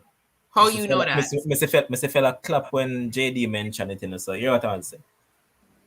Nobody run no more curve than anybody. I hate hearing the notion. Everybody run the same distance. It's the same distance right around the field. Yes, yeah. Nobody run no more curve than none. It's all your money. It's all your money. Hold on, Phil. It's no wider. It's the same exact distance. What they do is that it's how they manipulate the exchange zone. That is what counts. That is the difference. It's not about who run. And that is exactly what happened. And for the American anchor leg, TT Terry and freaking Sherika Jackson, and I said it. TT Terry got the button earlier in the exchange zone, so obviously she will get into her running quicker. And Sherika Jackson get into her exchange zone later, and obviously she, I guess, run some more, and by the time she's ready for pick up speed, the race already done. So Levon is absolutely right with the manipulation of the exchange zone, and that is the oldest trick in the book. When say a team faster than you, how are you going to get an advantage? Like that's the oldest trick in the book, right? But again, it doesn't change from the fact that again we have experienced runners, these same three runners, because obviously not with Kemba, but the same three runners, they just ran at the Olympics and they did what they were supposed to do, right? Shelly and Fraser Price, and I agree with Dr. Smith, she should not run another curve. She must run the straight. Between she and Sherika, the two of them must run the straight, and Elaine and Brianna, the two of them must run the corner. Or Elaine and Kemba, or whoever they want to put, must run the corner, right? And you need somebody, and now I'm seeing that you need somebody extremely fast for really run down Elaine and take Elaine and stuff, to catch her and gear the button and stuff, because as them say, she always like a run off and say, so you can't have slow poke Kimber and gear any button. So, but with that being said, I like but with that being said, Levon, do you accept my presentation to be absolutely accurate? Can we put it up one more time for those who just come in? We have some new viewers who just coming on. New viewers. Look at this. Levon, you is the next one, you know. You is the next one. Why you keep on an egg on this situation? But viewers, look at with Ken. Guys, I want to ask a question. Bianca Knight said something on her Twitter prior to the race, and I'm starting to look at it more deeply. She said that she doesn't feel that this team will break the world record because she doesn't see the chemistry with this team. However, she said that the team with Liston, Cole, and the two twins, she believes that if that team matures and they do well in track and field and so forth, she believes that team could actually break the world record or obliterate the world record. What do you guys think about that statement? All right, foolishness. Bianca Knight talking. Once these girls get the button and run and no run-off business or go on, they'll break the record. So Bianca Knight talking foolishness. All right, so Kim, the people say explanation of foolishness, so they don't want to hear it. Who said my explanation is foolishness? You're saying that Kim's explanation makes no sense. You were Paul, hold on, man. I just see them, man. I just see them. You were Sawyers and everybody. I don't want to only to say me an idiot and me not make no sense. I want you guys to come and make us say no make all heap of sense. So come on, Levon, send them the link again. Come on the show and show me where Kems is not making any sense. Because with my two eyes, and I wear glasses too, with my two eyes, I'm seeing here Elaine handing over the button. Look at the same Great Britain where Akila talk about, not even Great Britain hand over the button yet. This girl just a try No. The only reason, button in her hand. What are you saying? No for? You blind? See the girl with the button in her hand. What are you're talking about Great Britain. Oh, never mind. I thought you were talking about the one here. Great Britain, so Shelly and Fraser Price get the button before each and every person who is anybody, right? Look at Jenna Prandini, hand out, still waiting for the button. Reach. Shelly and Fraser Price have the button. Shelly and Fraser Price has run 10-6 this year, 10-6 this year, 10-6 this year. What's your name? Jenna Prandini haven't dipped below 11 seconds this year. Watch it. Look at that. Look at this now. Jenna Prandini pass over the button. Look at Shelly holding Sharika and put the button in. Come on. This is your friend. You're supposed to pass the button better than this. You are. I don't think she held her hand. I think she had both hands on the button just to make sure that it didn't fall. I didn't think. Yeah, but that's slowing down the process. And that's why I raised the argument. That's why I raised. All exchanges were poor. That's why I was raising the argument that Bianca. But did you say it, Levon? All exchanges were poor. I said the same thing too. That's why I was raising the point that Bianca Knight made about the chemistry of this team. Like all three women are very fast, like 10-7 fast, 10-6 fast at their best. But the thing is, can we honestly say that they have the chemistry to break this world record? That is, well, Albert said foolishness night attack still. So, yeah. But I actually think that there is some merit to her argument. No, I don't think. If there wasn't any merit to it, this team should have broken the world record last year. How are they going to listen again? How are they going to break the world record when there were two clear mistakes last year? 2 clear mistakes this year. That has nothing to do with chemistry. And when I have nothing to do with chemistry. What chemistry have to do with it? There's one person where them head tough. That's what it is. That's not no chemistry. If you make a mistake last year and you come this year and you make the same exact mistake, that have nothing to do with chemistry. That's an individual problem. That's something you have to sort out with yourself. Mm-hmm. What Otto Bolton say? Elaine always runs off before. I have programmed Brianna to expect Elaine to run off. You know what it means to program an athlete? Say, hey, the outgoing runner is going to run out fast. That is not nothing to do with chemistry. That is one person who just need to get them head screw on and stay connected and stay focused. But you can't. No, but then you can't. You can't say it's one. You can't say it's one person, and then you're gonna beat somebody else for losing a leg, Kims. Yeah, but Shelly losing a leg, that's not down to chemistry. That's just down to speed. Probably her legs were still tired from the 200 meters. Remember, after the 200, she couldn't feel her legs. And remember, she's 35, she's a bit older. So the recovery time might take a little bit longer for her. She said she was completely exhausted. She said she was done. But remember, Prandini already get knocked out from the semifinals. So Prandini fresh as well. Fresh, yeah. So I am saying that. So the problem that we had Akil. So Elaine run out too fast, one. Shelly not running fast enough, two. I don't think those things are chemistry issues. I think one is an Elaine issue and one is a Shelly just tired issue.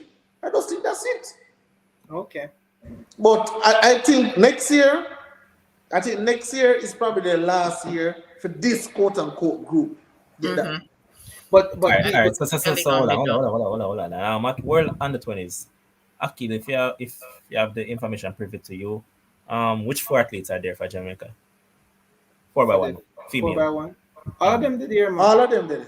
All of them did there. Tia, Serena, Tina, and Liston. All right, so it's a record gone based on how fast this track is. Yeah, man. Of course. Dead light, dog. Let's hope. I'm not gonna call any time because you guys said I'm ludicrous. No, man. Yes. No, do not ask him for calling time. First of all, you guys. Please nobody ask him for calling time. Akil, as a youth just like yourself, I have great faith in you. I think you know track and field well, but it just Levon. You just kind of overexert and overthink the situation sometimes that it starts out nonsense. But I want you to predict that time, Akil. So go ahead and do it. I think they can run 42-28. All right. You see that different, Akil? You see? I think they can. That's a total different that they will run 42. They will run 42-28. That's better, Kems. Is that better? I never want you to say that. And you push the man for do it. The man you say what you say, and then you push the man for go do it. And then you complain. Who does that? Hold up there. Did Liston perform? I didn't think Liston was there. He's running the 200. He's running 200. You're running the 200. Just the 2. Okay, because I don't remember seeing her at trials. So I'm expecting a super time now. Yeah, the 100 is not for her. I'm wondering if they'll put her up on a leg of the 4x4. No, because again with Liston, they have a little injury thing going on for her, so they're not pressure her too much. So put up a Fireheart comment there. The injury is nagging again. Yep. So Fireheart, hold on there, Aki. So Fireheart, right? Again, what I'm saying again, when I'm looking at a Shelly and Fraser Price, and I'm going to take Aki's stance right now. When I'm looking at Shelly and Fraser Price that run a personal best 10.6 something, all right? And I'm looking at Jenna Prandini this season, we run 11 point something. I'm saying that little exchange zone infraction, Shelly and Fraser Price, who already got the button first and into her running, should not be caught by Jenna Prandini. Just should not. It's not a Carmelita Jetta. It's not no fast girl. It's freaking Jenna Prandini. She just should not be caught on that leg. No matter what happens, no matter where in the exchange zone, Shelly should be blowing it away. And as Dr. Smith rightly said, you just never get the best out of her on a third leg. You just never get the best out of her on a third leg. And Winston Berger is right. Absolutely right. Which again, I said that I believe that the team was set up wrong. And that's why I put full blame and full responsibility on the coaching staff. I was so livid with the setup of the team. Yep. Agree. But them are going to tell you, say, Sherry can enough for pass button. So and honestly, I believe if it was Shelly and Fraser who got that button in second, I believe she's passing TT Terry. Just because she gets up to her her full speed quicker than Sherika. So I think if she was on the anchor leg with the same distance, I think she'd have catch TT Terry. But but real though, these women need to practice some button exchanges though. They need to. You can't even get them to talk to each other. But next year, I'm going to practice.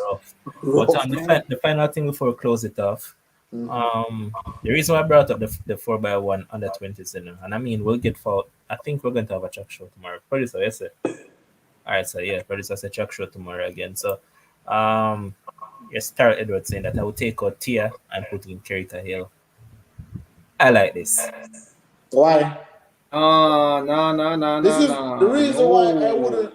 The only reason I wouldn't is because of the chemistry them have already. Not only That's that, the only reason. not only that, but the fact that they got the record and know they might try and go back feet, it kind of like a slight to Tia. Yeah, that's I said that I wouldn't mash up the other right now. No, it's not the time, so I just leave quick it. Question: Didn't Tina beat Kerika at trials?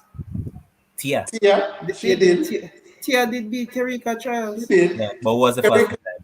Kerika came fourth. Kerika came fourth. She came fourth. What was the first time, Akil? Kerika does. Well, Kerika run 11.16, I think. And how much Tia run?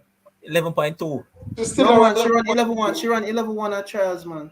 Which 11.1? I think Jamaican trials. Akil. No, sir. Which 11.1 that? You girl 11.1 the boss. Akil, wake up and smell the coffee. Let me research it. And smell the coffee, bro. Smell the coffee. But you're wrong on that one, man. 11.25. Because I'm sure it was 11.2 that won it. Okay, no problem. I was pretty sure about that one. That's what I was correct about. But I'll say leave the team as it is. That is leave the team. Maybe down the line you can make alterations and all those things, but for now, leave the team as it is. Let them just go back for that record. Simple as that. And show J3 is what they should have done. And don't make that mistake again. But I'm going to close it off now. And remember, people, like up the stream, subscribe, and do the right stuff. Fee, you're a minute. Talk about anything track and field. Me? Did you say me or Akil? I said Fee. Oh, sorry, I didn't hear, so that's why I'm asking. I just want to wish the athletes that are at the World Under 20 the best of luck. I mean, it was devastating today for Davison, who pulled up in the 100. I'm just hoping that going forward we have a better injury-free meet, and they come out on top, doing their best. They've been doing pretty good, and I wish them nothing but the best. All right, Akil. Yeah, man, I'm looking forward to the Commonwealth as well as the World Under 20s. As you guys said, the track and conditions are very fast, so expect some really good performances. I hope, I really want us to beat the big bad USA on the medal table. We actually have 3 medals and they have 2. Unfortunately, they have 2 gold and we don't have a gold as yet. But I really want us. Unfortunately, wasn't it expected? I really hope that we give USA a serious challenge on that medal table, and I think we can do it. All right. DM. No, I'm not in New York, DM. I am in Florida. I can't manage New York. New York too busy for me. So go to your DM. You can fly up enough. Give yourself troublesome, man. But my minute. Once again, people, a wonderful show. Definitely thank you for coming out. Thank you for showing love. We want you guys to come out for our football show as well, man, because football coming up. DM Fireheart and all you ladies, come actually, and learn. Fireheart was on it Friday. Oh, she was? Yeah, man, she came and she said that I don't know anything about football, but I'm here. Yes, I love that Fireheart. Just show the support, and little by little you will learn. Onesies and twosies. Just support Manchester United, and you're in the right direction. You start there, so you're in the right direction. But that is it. As Fifi said, it was really tough for Davison. We don't know what he would have done in the finals, but we never want to see an athlete go down injured. Especially when they're trying to make a mark. Running in conditions like these can set you up for a lifetime. Get a great time. You start get some scholarship offers, so on and so forth. The athletes who are at the Commonwealth, the Russia Claytons of the world, and so wish them all the best. And last but not least, just remember, right now, let's take the blame off Elaine and blame the third leg for Jamaica losing that 4x100 race. You're trying to redeem your girl somehow. All right. Then I'll close the show by saying that big up to everybody that is in the comment section. Big up to all that were here. Big up to Kims. Big up to Fee. Big up to Akil as well for being here. And thanks to all of you guys. And once again, big up our sponsors. As you can see, there's a logo right over there, man, in the top right hand corner. Big up Let's Care Medical, Let's Care Optical. And they have their 3 locations, one in Santa Cruz, one in Mandeville, and the other in Mobile. So just go out, give them the support, man. And you can use our code and get some discounts. Sports Frenzy 2022, you get a 20% discount off any purchases. And now is what, August? Perfect timing. Medicals are due right now. I know that a lot of schools are requiring medicals, so $500, cheap, cheap, cheap, cheap. Don't miss out on that, man. Go there and get a medical done as well, man. So big up once again. Thanks to all of you guys. Remember, like up the stream, subscribe, and share. And the man behind the scenes, the producer who deserve a beating. Producer never video on the race good at the people there cuss me about it. So producer, people in next time must take it out of your pay. It's about a producer. But big up to everybody, man, and that's it. When I Independence Day, the 6th, right? Correct. Yeah. Oh, all right, cool. All right, big up. What for the buy you want stand for Independence Day?